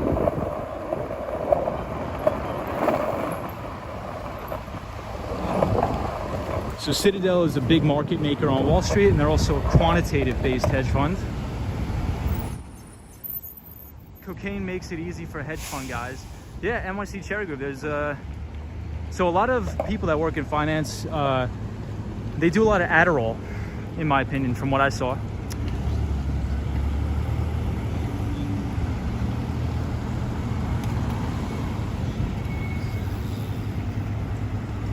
That's so funny, Leon D.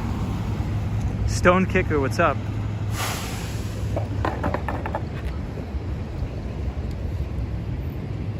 Yeah, but I mean, to get involved in the GameStop thing, that's so crazy. I know, hopefully there will be a movie about it. That would be awesome. I think they're making some sort of Netflix documentary on it, which would be funny. So I think there's something very, very similar going on with Tesla, in my opinion.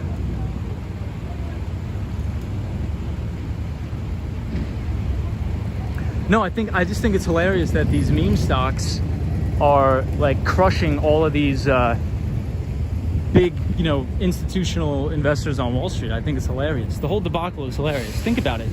GameStop. Would you ever think in a million years GameStop and AMC would be making headlines for literally putting hedge funds out of business? I think that's just so, it's just like, it's hard to comprehend. That's hilarious.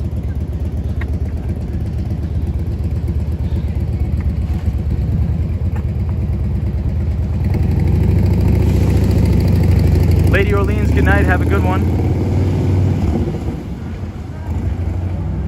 Thank you so much for joining.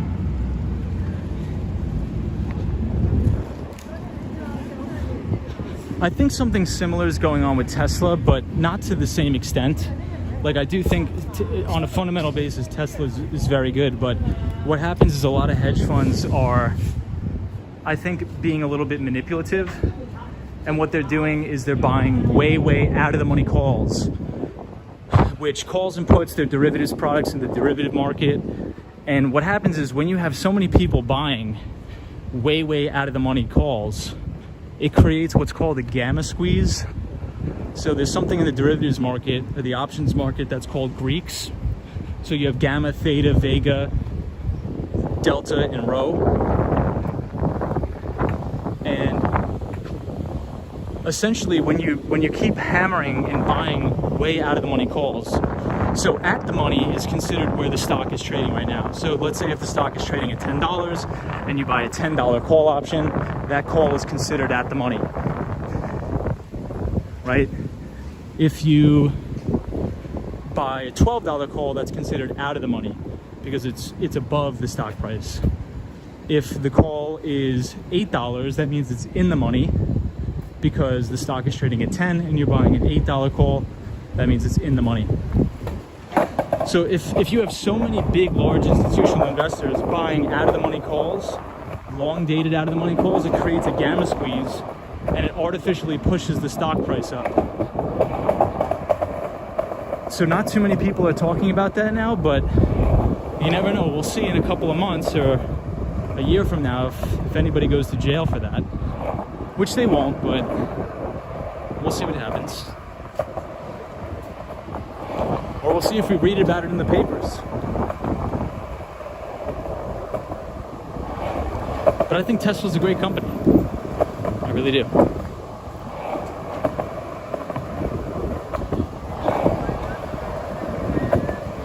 I think on a valuation standpoint, I would rather buy GM or General Motors.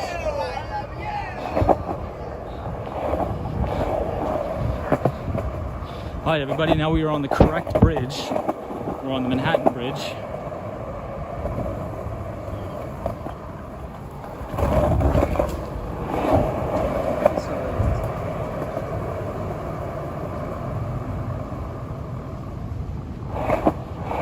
Josh D says you don't have any skin in the game. Well, what I would do, Josh, and I can't give out financial advice, but on Amazon, there's this book called The Common Sense Investing by Jack Bogle. I would start by just reading that book. The book is pretty much free. You can get it used for like $2 off Amazon. And I would open up an account at Vanguard and just start by investing in a low-cost index fund that tracks the S&P 500. And just do a little teeny bit. You could start as little as $1. All right, everybody, so we're on the Manhattan Bridge. Beautiful night.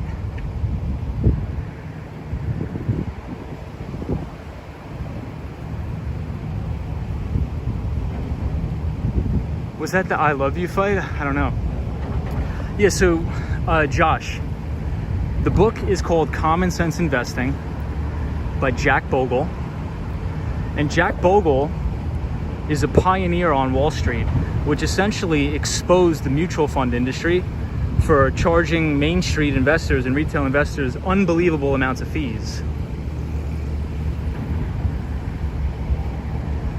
So back in the day, if you invested in a mutual fund, they would charge you a 2% management fee, as well as a 5% front load fee and a 5% back end load fee. Right? So in essence, you would make no money because Wall Street would scrape and steal all of your earnings in management fees. So what Jack Bogle did is he said, look, I'm going to expose this whole industry. It's a big fraud.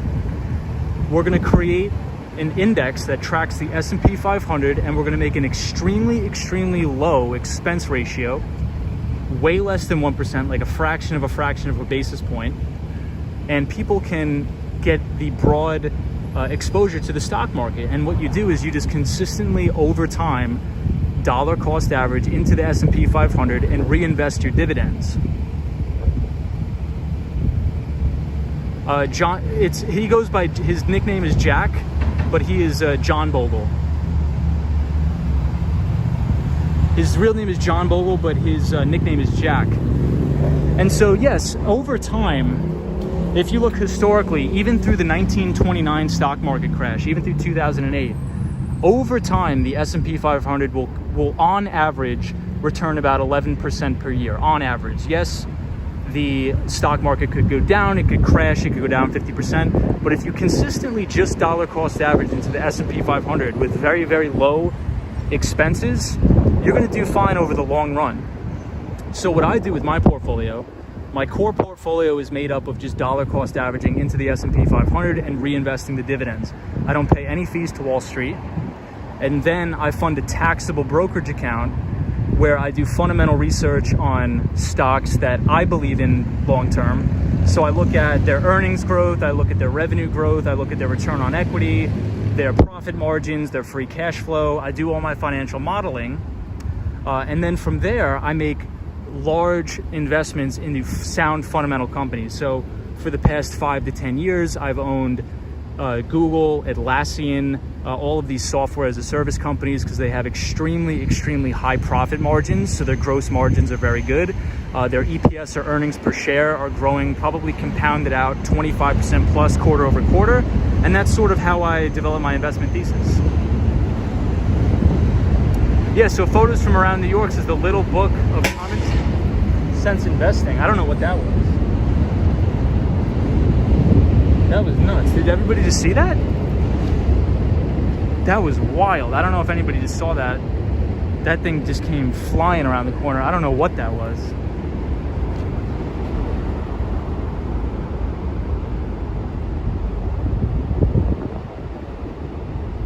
Holy crap. That like almost took my head off.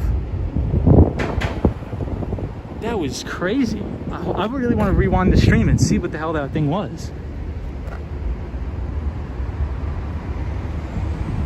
No, some guy did. It was like it whizzed. I felt it whiz right past my head. I felt it too. Maybe it was the bridge, but I felt that. That was really weird. Yeah, NYC Cherry Groove says, Tom, let's buy some real estate for sure. Yeah, just copy. I would start by reading that book, Josh. In China, people losing their stocks and shares were jumping off buildings, according to their wives. Wow. Gerald Lee says, I saw a photo online of a New York City taxi that was a Tesla. Wonder if it was real or Photoshop. Gerald, I saw some of those. I saw some of those taxis. NYC Cherry Groove, I really want to buy real estate. If I do buy real estate in New York, I'm going to come to NYC Cherry Groove. According to Wall Street Bets, wow, can you guys see this lightning? It's beautiful.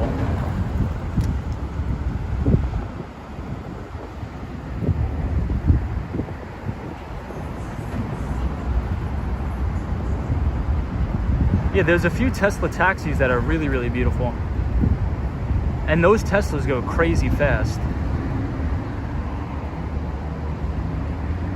So NYC Cherry Groove says, what stocks do you think will do well this year? So essentially my investment thesis is I look at companies that are growing their earnings at a 25% compounded rate for the next 5 to 10 years. Because over time, price will follow earnings. That's why I don't buy any GameStop or anything.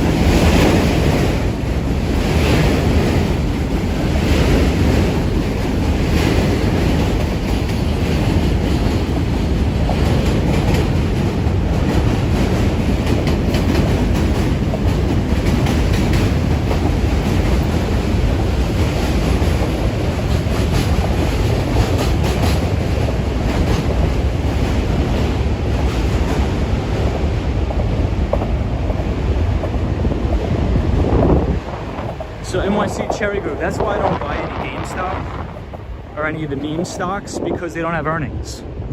I can't invest money in a company that doesn't earn any money.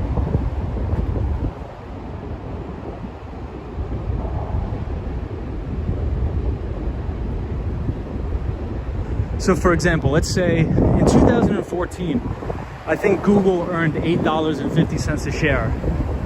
In 2021, Google is slated to earn, I think, $27 a share, right? So there's really only one way that stock is going to go, and it's going to go higher. Because here's something a lot of people need to understand, is that big institutional investors, such as a pension fund or a mutual fund, sovereign wealth fund, or even endowments at some schools, by law, through their fiduciary responsibility, they cannot buy stocks that don't have earnings in most cases. So what they do is they seek out companies who are growing their earnings and they buy those companies. Wow, look at how beautiful it looks here on the Manhattan Bridge, guys. So thank you to everybody that's been subscribing to the channel. I'm seeing your notifications. We're skateboarding on the Manhattan Bridge tonight.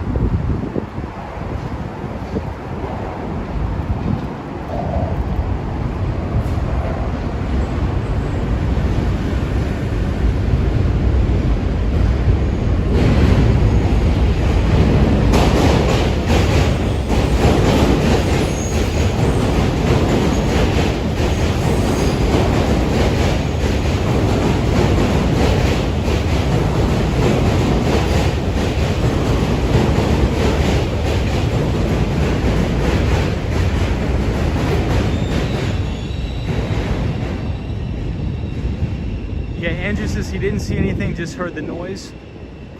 What I think it was the same thing that our friend Photos from Around New York said.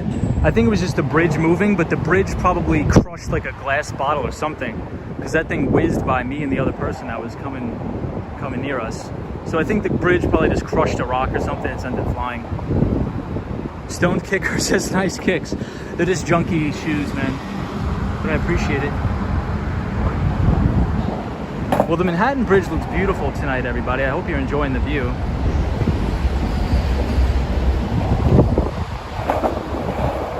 It's a really nice skateboard.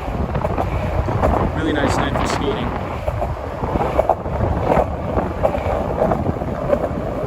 But it's windy here, so I apologize everybody for the wind.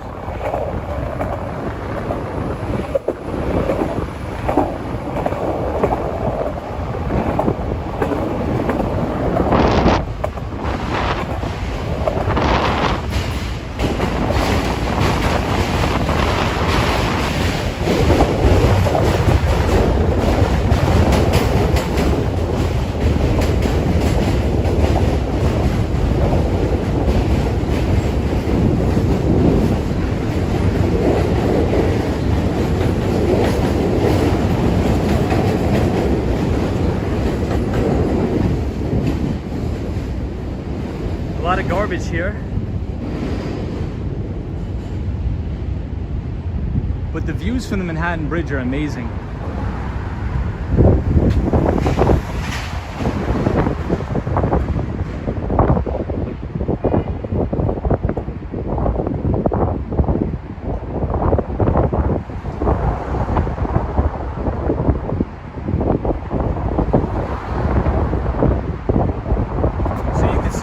Trade Center, but you can also see the Brooklyn Bridge from here too.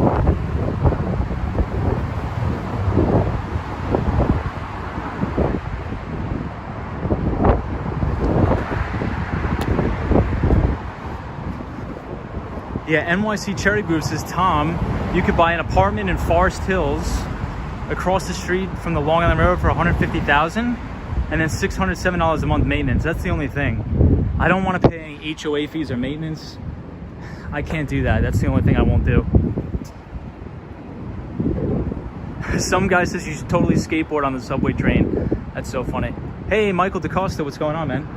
We're skateboarding across the Manhattan Bridge, so I hope everybody's enjoying it.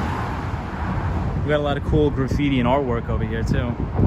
Andrew says all the lightning seems to be hitting up around the New Hempstead. So it's amazing how far that light can travel. Wow. Hey, Lena Sandoval. Leanne says, do I wear Vans when I skate? I don't. These are just some junky shoes I have. But I used to. But now I just wear whatever junk shoes I have. I think this looks so cool.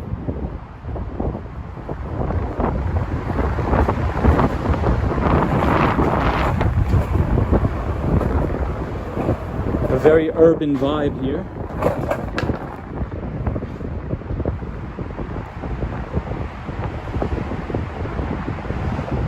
Michael says, yo, have the last off viewers today. Your channel is growing. Oh, thank you, Michael. I appreciate you watching, Michael. I appreciate everybody that's supporting me. And I hope I'm making content that you guys like and you enjoy the streams. Skateboarding around New York City, so I appreciate it. Josh D says, I love Manhattan Bridge. Best views in the whole city. I would agree. Out and About says it could be a bat.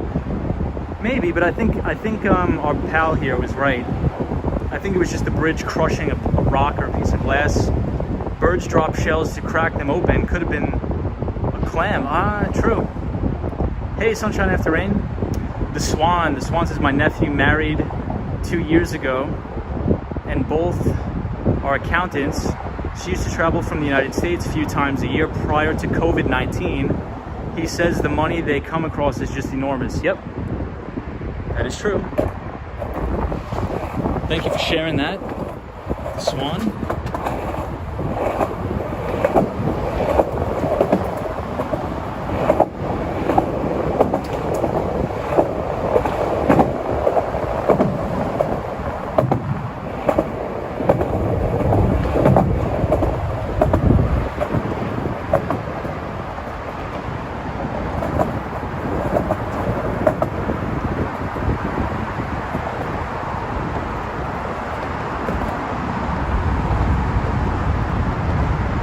beautiful view.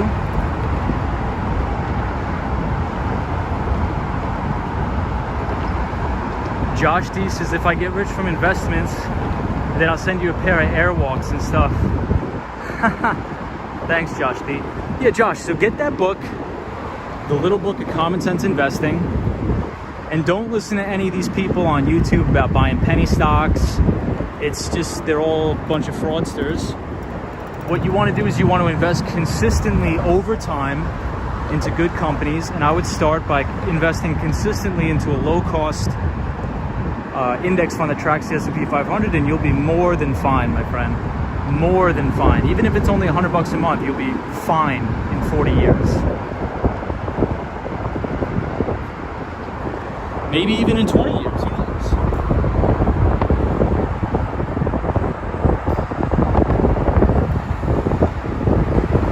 Thank you, Lena. Yeah, NYC Cherry Move, that's true. I just don't want to have that liability. I'd rather just buy a house. NYC Cherry Move says Tom would cost less than $1,800 a month to buy an apartment. I know. I'll have to see. Woman I knew in London was living in a gated community and her maintenance was 2,400 pounds maintenance. That's nuts. Hey, Stone Kicker says it was a ghost coming out of the bridge finally. You were on the best of the bridges. Appreciate it. Yeah, so the Manhattan Bridge is cool because we could see the World Trade Center and we could see the Brooklyn Bridge and we could see the highway.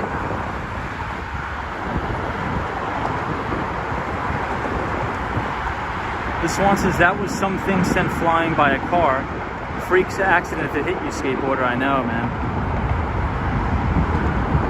Leanne says, is AMC normally considered a penny stock? Well, for me, I consider anything that doesn't have earnings a penny stock. I mean, it doesn't have good earnings growth. So AMC was in a dying industry, a declining industry. So I would never make an investment. Hey.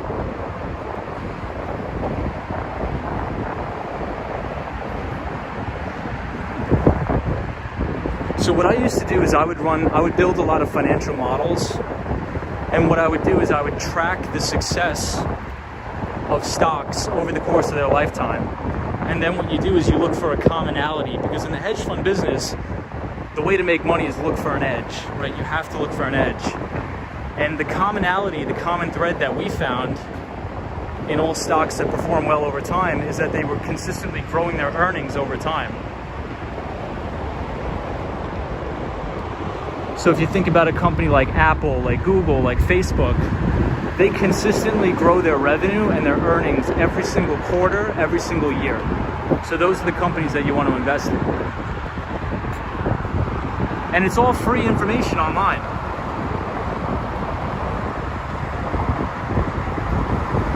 If you go to sec.gov, you can look at all the filings, their 10Ks, the 10Qs, all that stuff. It's for free. You don't have to pay for anything. This is a beautiful view, guys.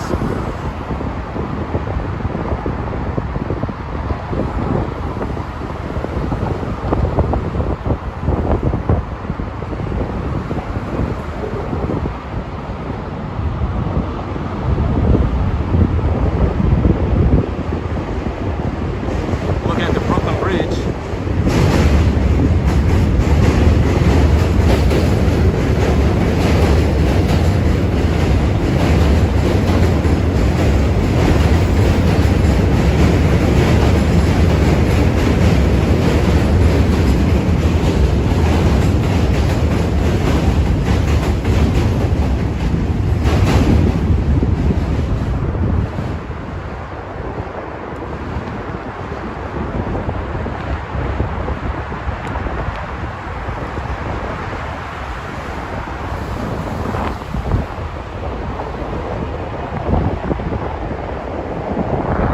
Let's look at what's on the barges. Let me skateboard up a little bit more.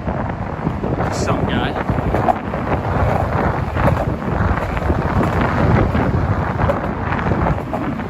Thank you everybody for watching. We have a lot of people watching the stream tonight. We have 40 people. That's awesome. Thank you everyone.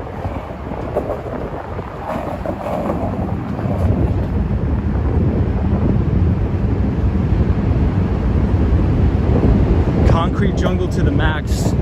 Absolutely.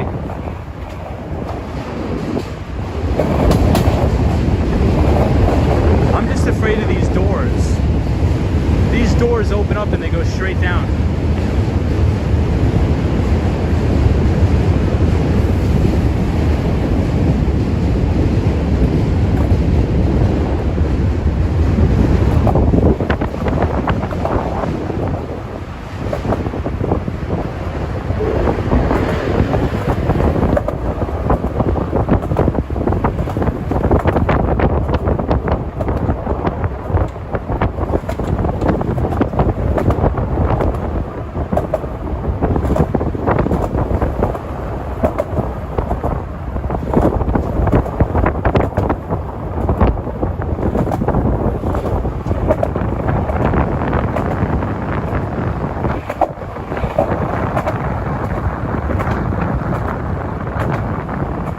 Sunshine at the rain, those flaps, you open them up and they go down.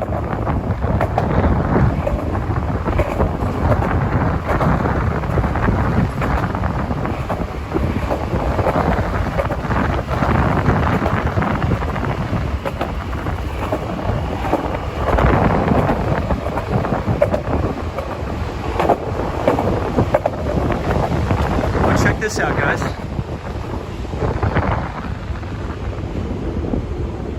You got the ferry.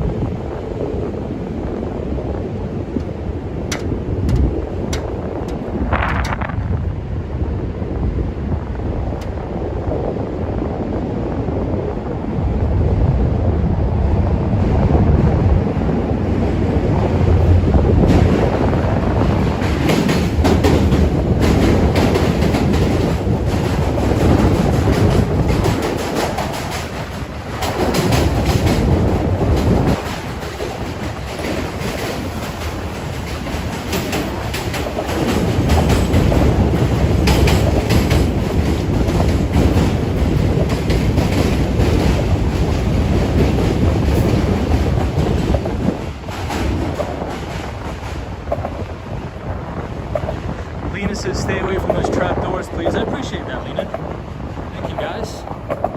Thanks, everybody.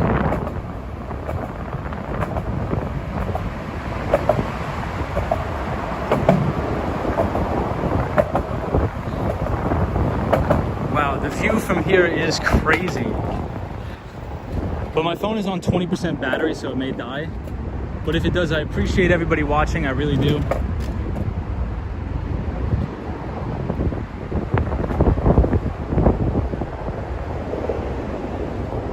This is a very beautiful view. You can see the entire downtown Manhattan. Brooklyn Bridge, everything.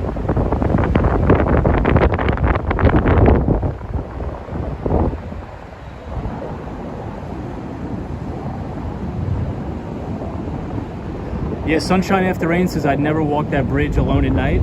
I think that's a good idea. The Brooklyn side looks awesome. The ferry across the Mersey Will Hudson, yep.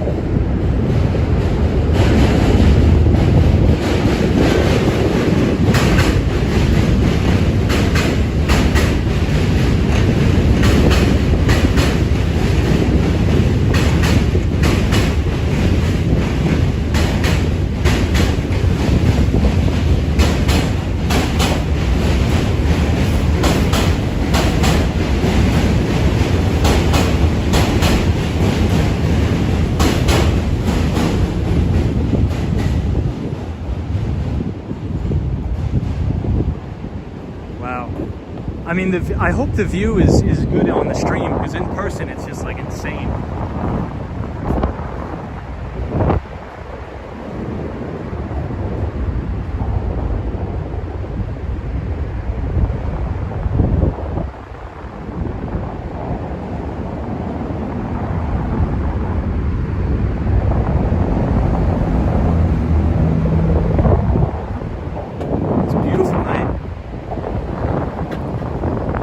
See, we're right here at the Manhattan Bridge. The clear building on the left with the lights, this one? This one? I think that's a carousel, like a little carousel thing. Photos from around New York says good talk, fun ride. There are some cool YouTube videos which show the Manhattan Bridge flexing with the train traffic. That's awesome. I'm gonna have to check that out. I could feel it moving up here. It's really crazy.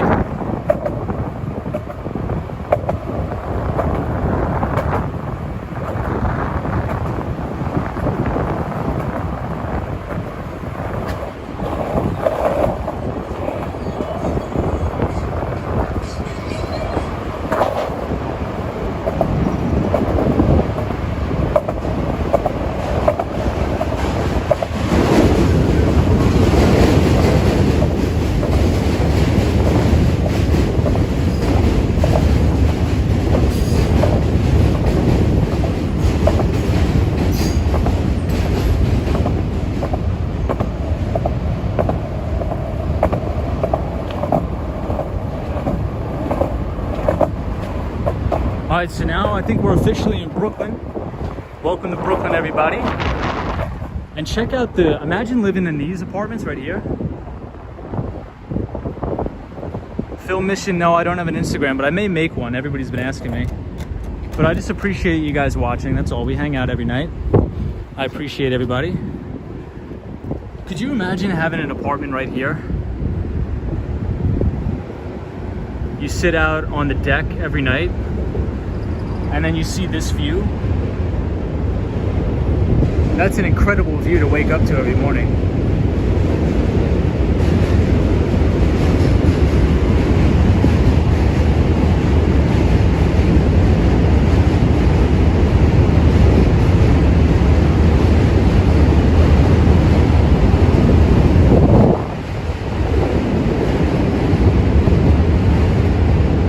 SoHo guy says, hey Tom, can you comment on the city moving the bike lanes on Brooklyn Bridge to the road under it? I've never heard of that, I don't think. I don't think I've heard of that.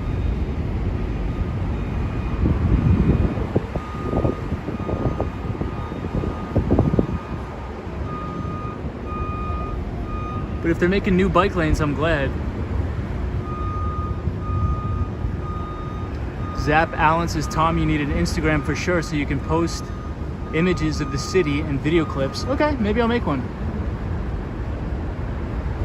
I know, Leanne D says, I would never complain about anything if I had that view. It's an unbelievable view. I mean, imagine living here. I mean, there's a guy right here in his apartment right here. He's working and then he sees an unbelievable view.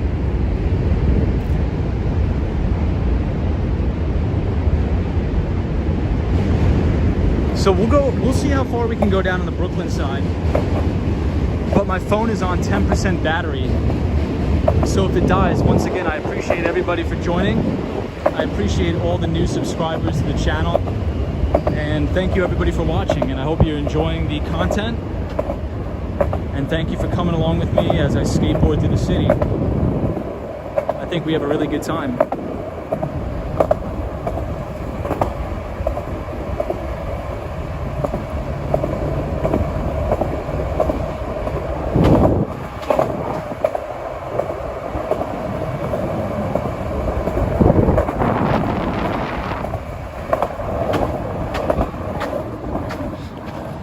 Check out the offices here.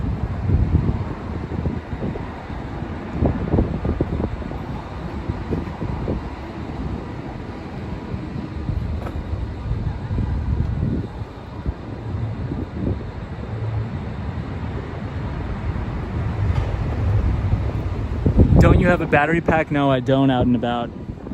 I should really get one. So they're going to eliminate a lane of car traffic to make the overhead the only walkway. Oh, that's a fantastic idea. That's awesome. I think that's a great idea. What do you think? Photos from around New York. I would be very interested to see what your opinion is on that. I think that's going to it's going to make things a lot safer on everybody. Zoom in. All right, let's see if we can. So these are the offices. I don't think I see anybody in the office, but I do see some computers and things like that. Man, I would love to have my office there.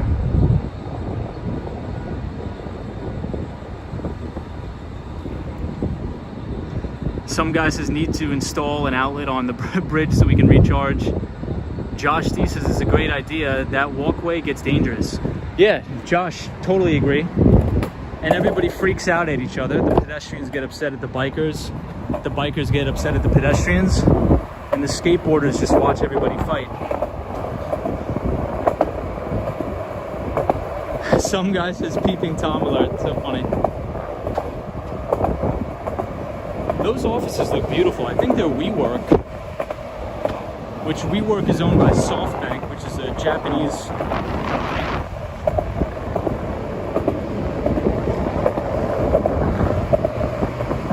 But everybody, I think my phone is on 3% now,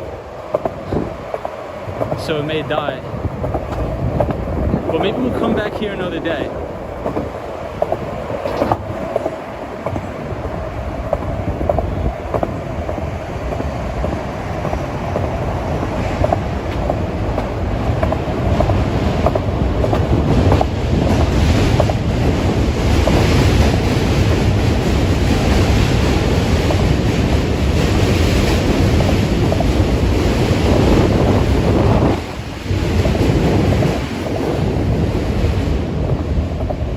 Everybody, welcome to Brooklyn, New York.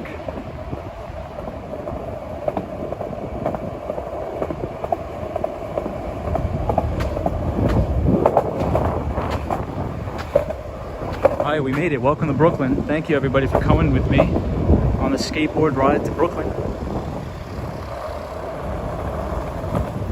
We probably did over 15 miles today on the skateboard.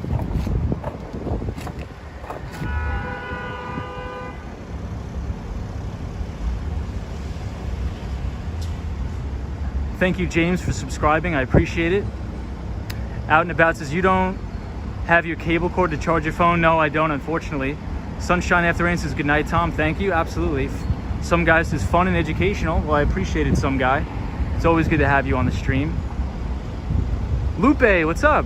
Lupe, what's going on? Photos from New York says the overhead walkway is unsafe for pedestrians and bikes. I agree.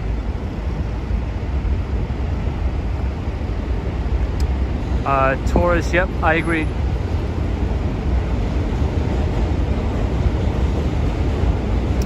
Yes, Sunshine After Rain, I looked at the Great Saunter. The toilet brush was telling me about it. Zap Allen, I appreciate it. Yeah, hopefully you guys enjoyed. I tried to make it as entertaining as possible and see amazing views of the city. Andrew says, I was with a customer. Are you going? Good night if you I may go. I think we'll stream until the phone dies. But we just crossed the Brooklyn Bridge, and the Manhattan Bridge, and we saw an amazing view. And we had a cool conversation with all the members in the chat. And now we're gonna turn right back around and go over the bridge, because we really don't want to swim across. So I'll just stay on the stream until we run out of battery here. Lupe says, I missed tonight. Hope everyone had a great Monday. Lupe, no problem. We're gonna go back across the Manhattan Bridge, so I'll stream till the phone dies.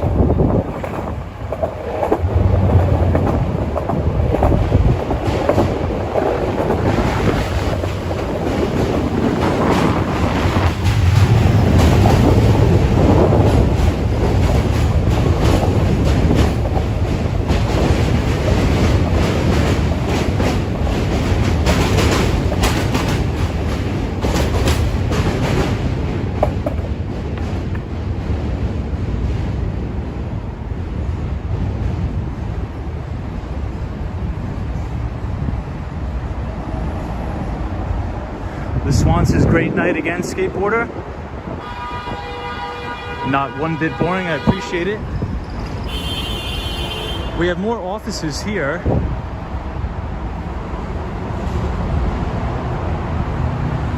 Yeah, some amazing rooftops. This is Film Mission.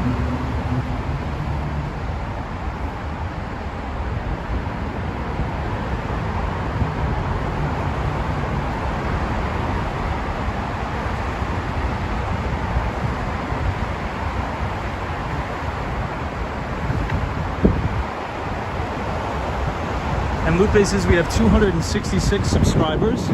Wow, that's crazy. Thank you everybody for subscribing. I appreciate it. And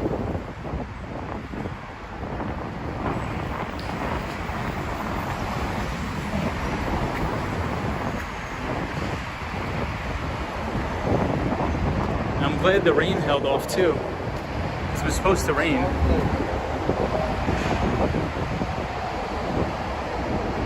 Out and About says I set my battery pack up yesterday in my live stream. I stayed for 5.5 hours. I know, Out and About. So anybody that's interested in Toronto, Out and About is in Toronto, Canada, so please check her out. does anybody know the time? If anybody could check the time.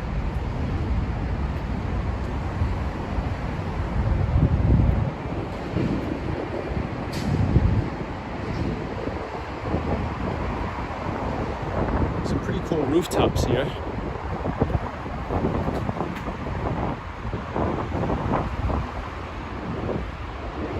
Andrew says, okay, it's 10:35, got it. Thank you, everybody.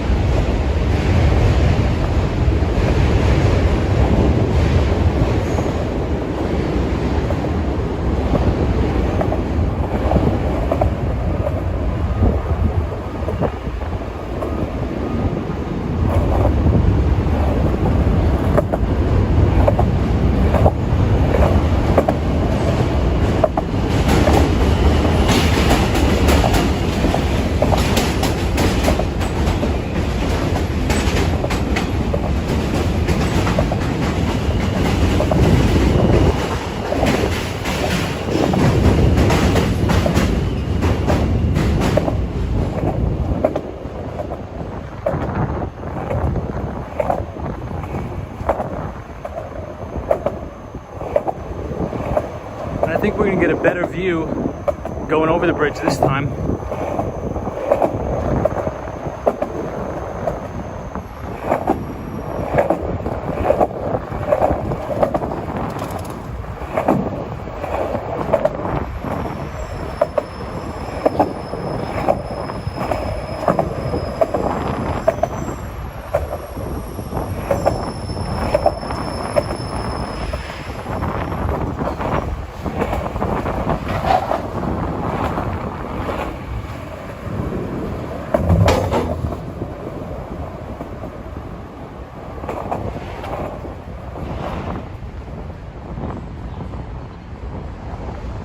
Zap Allen says Fernando gave you a shout out early on his stream.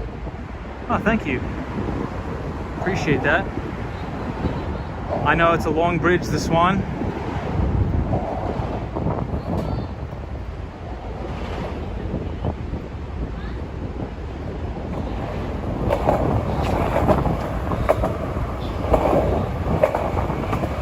Yeah, Fernando's great.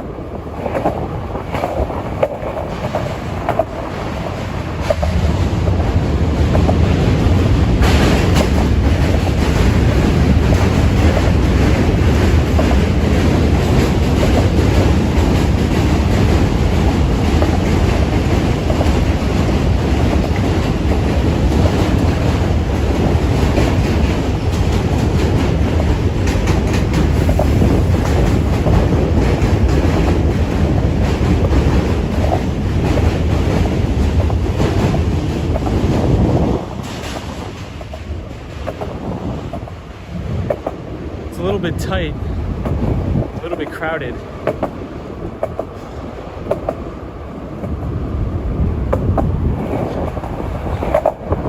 This is a long bridge.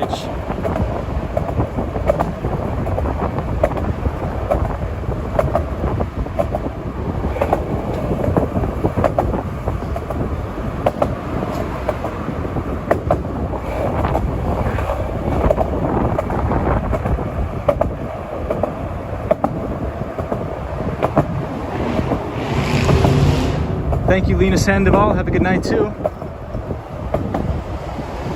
Film mission, yep, it's a long way.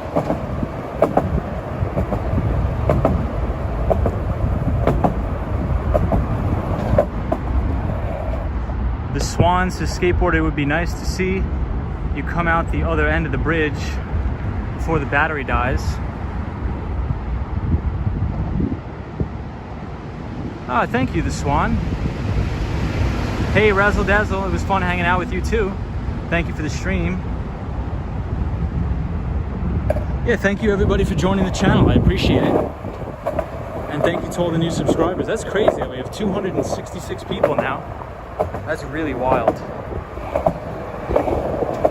That's crazy. Well, thank you everybody. Hopefully you're enjoying the views and the tours of the city. And it's very fun talking with all of you. I meet a lot of cool people.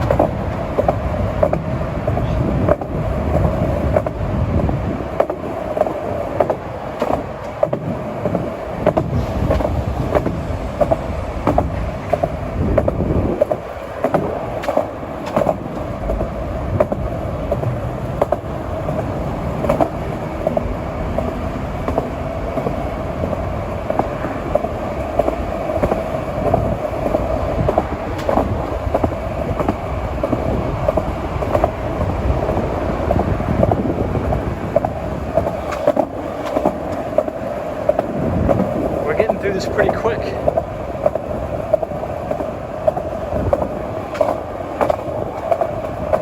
We should be over the bridge in no time.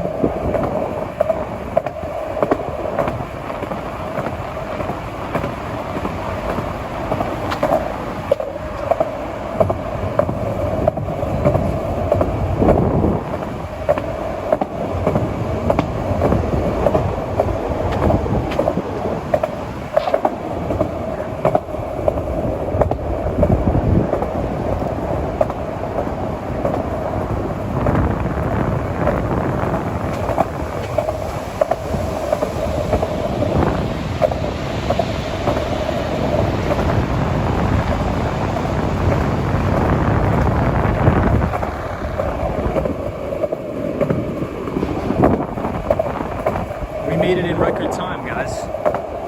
We're flying over this bridge.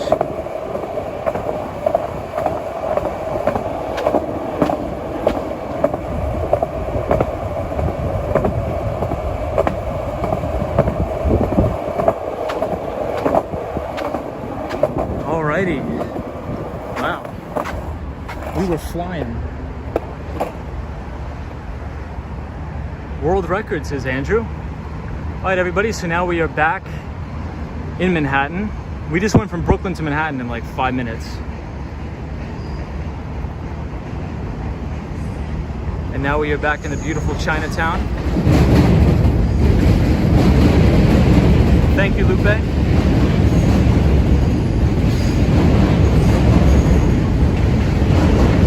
We made it, Zap Allen, we made it.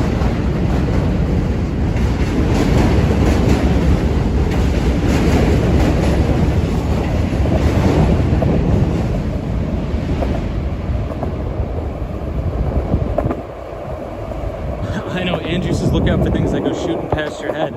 I don't know what that was when we were coming over.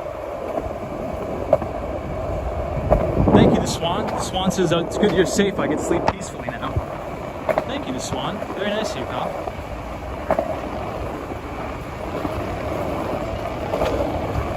Alright, so we'll stream till the phone dies. I am on 2% battery life.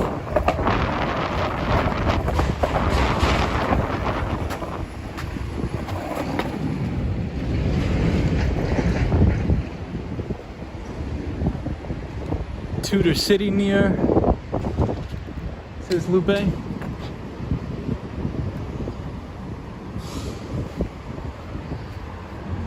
Alright, we're back in Manhattan, everybody. That was a fun time over the Manhattan Bridge.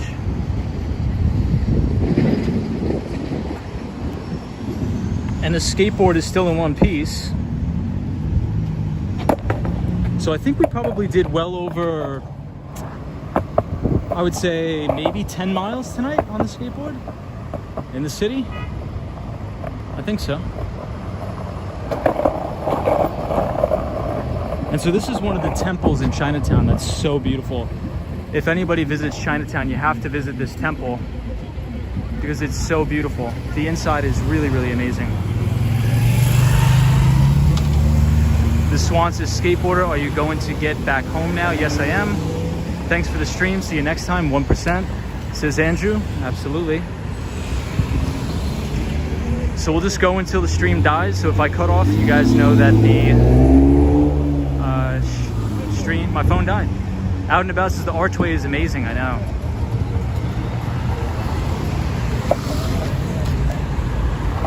Lupe, hope you had a good day.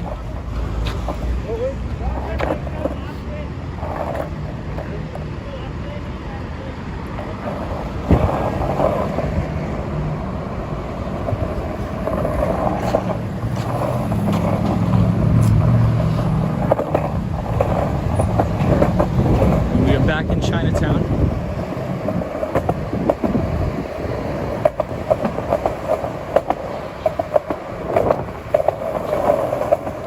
So this Friday I may be in Greenpoint, Brooklyn, which is my old neighborhood.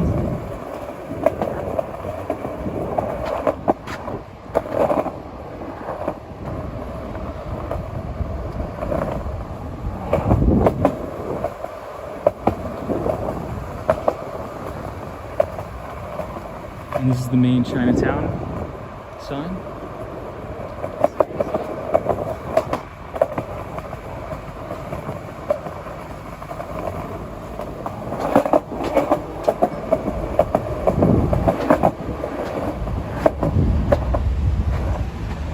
And we are on Canal Street and Mott Street. Photos from around New York says, great battery, get a flashlight. I will. Phil Missions, is that dance to your right new? I'm not sure. Stone's Kicker, thank you so much for watching. And everybody, it's just starting to rain. So I think we made good time. The stream ends right as the rain comes.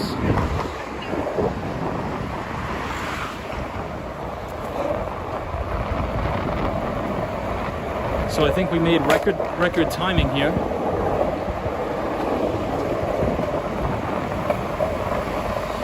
So everybody, be safe, have a good night, have a great Tuesday, and I may see you tomorrow if I could stream tomorrow. I will, if not, maybe Wednesday.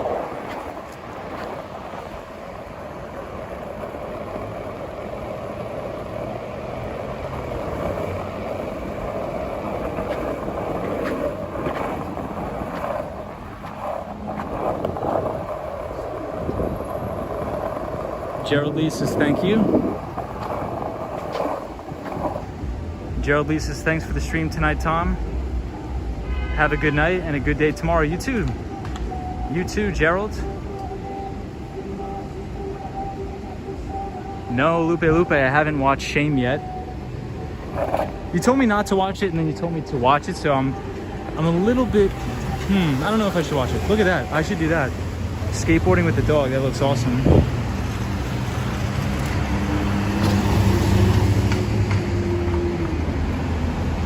I know, Josh Z, the longest 3% battery life ever. I know, it's crazy. I'm using the iPhone 11, but we've been skateboarding for about 2.5 hours, so I appreciate everybody joining. I appreciate all the new subscribers. So thank you everybody for subscribing to the channel if you like these videos. And thank you to all the returning viewers for hanging out with me as we skateboard Manhattan.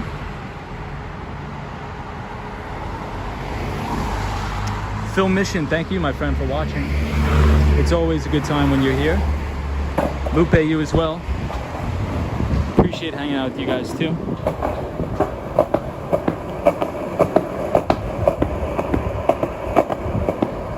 That's one reason why I don't get the electric skateboards, is because my push skateboard never runs out of battery, but my phone will run out of battery, and the electric skateboard will run out of battery too.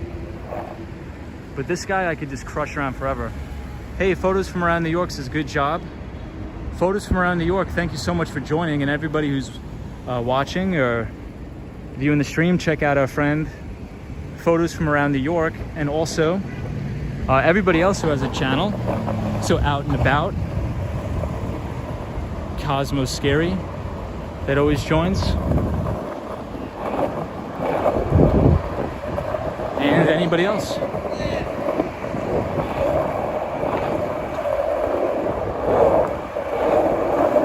Could you imagine if we make it all the way to 59th Street, Columbus Circle on 2% battery?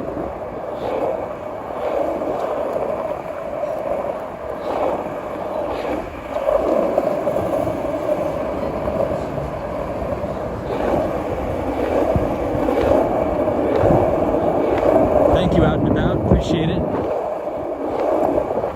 I'm starting to pick up the speed because I don't want to get caught in the rain.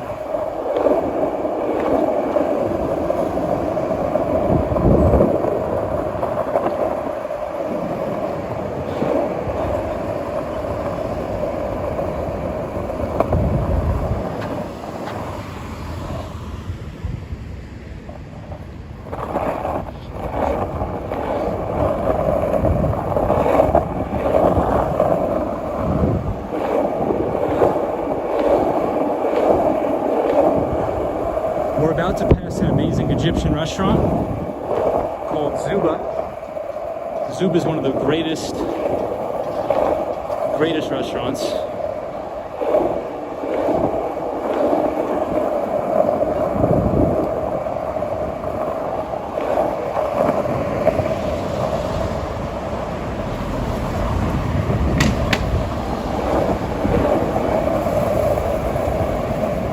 Here it is on the right, Zuba.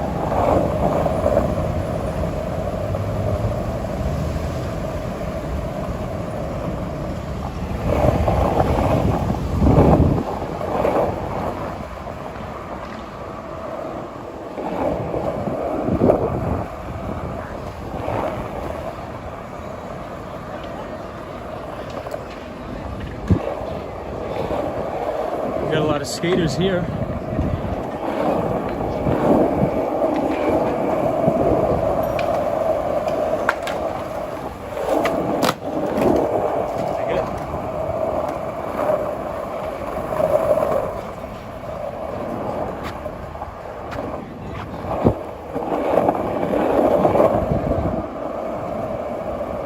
Your phone is enjoying the live stream? It's going to wing it, yeah.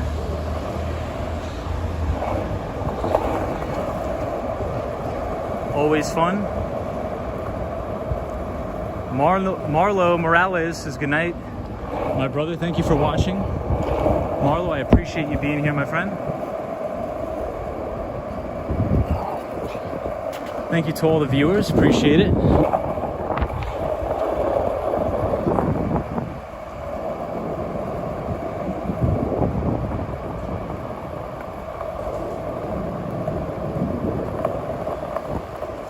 And I think I'm gonna get an iced tea, green tea.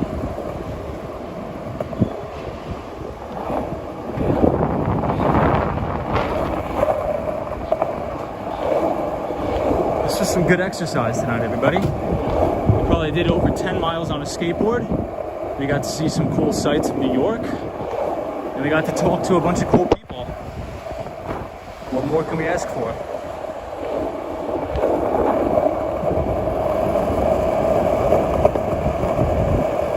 These are the bike lanes. Now we're back in SoHo.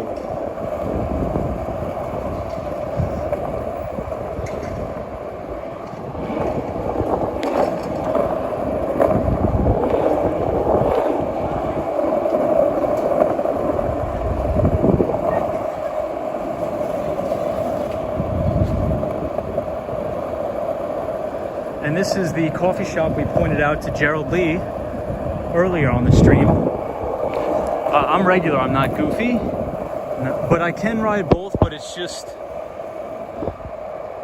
I don't know, it's just easier for me. What about you, photos from New York? Do you ride a skateboard?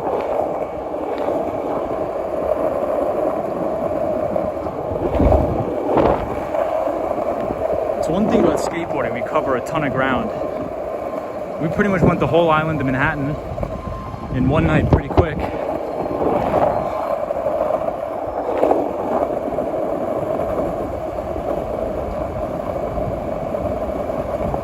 Lupe says you thought I was going to run into the truck. No way. No way. Stone Kicker. Always love seeing Stone Kicker on the stream. That's one of my favorite YouTube channel names.